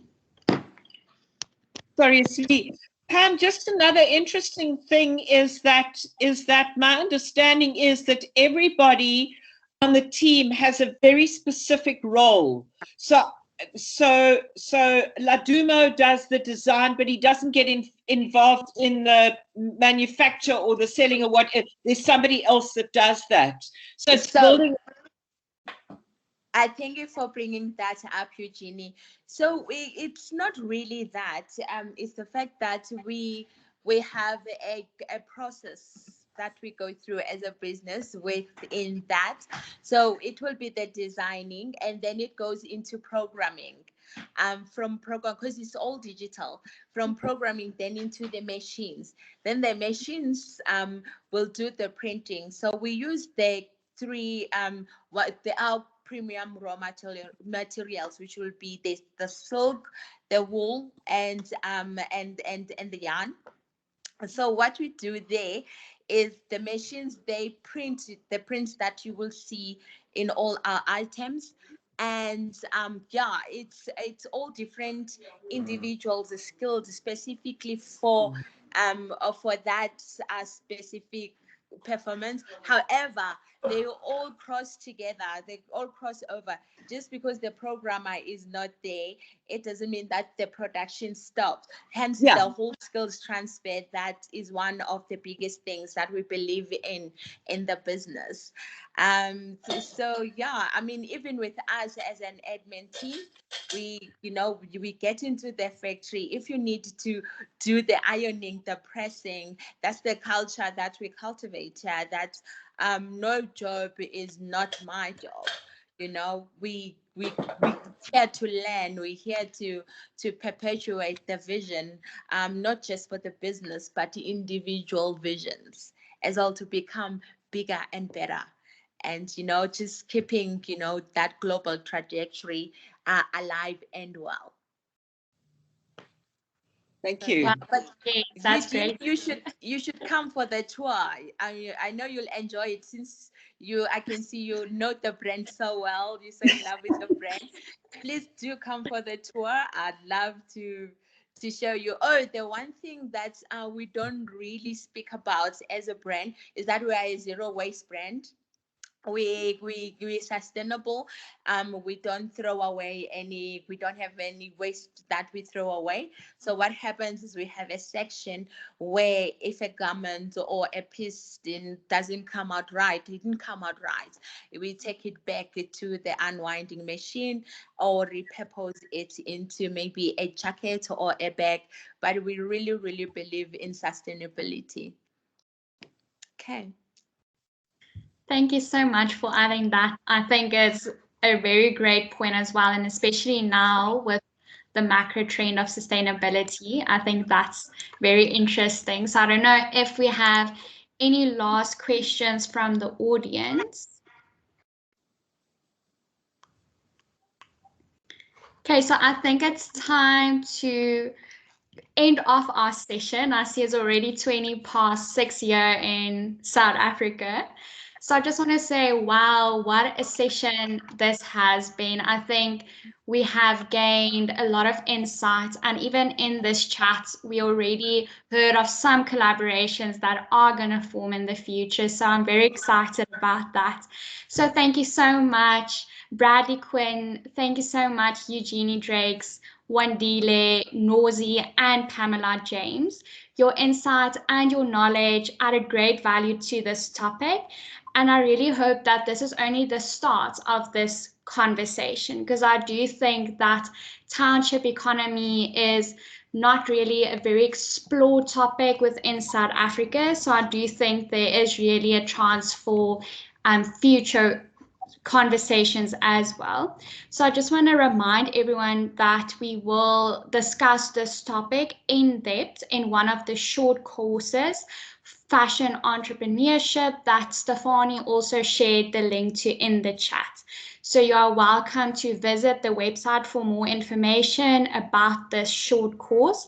And you're also welcome to investigate the honors course for 2020, where some of these aspects will also be explored and examined. So thank you everyone in the audience as well who attended this session. It wouldn't have been the same without you. So have a great evening and good night. Thank you. Thank you, guys. Thank you. Thank you. Thank you. Bye. Thanks, everyone. Bye.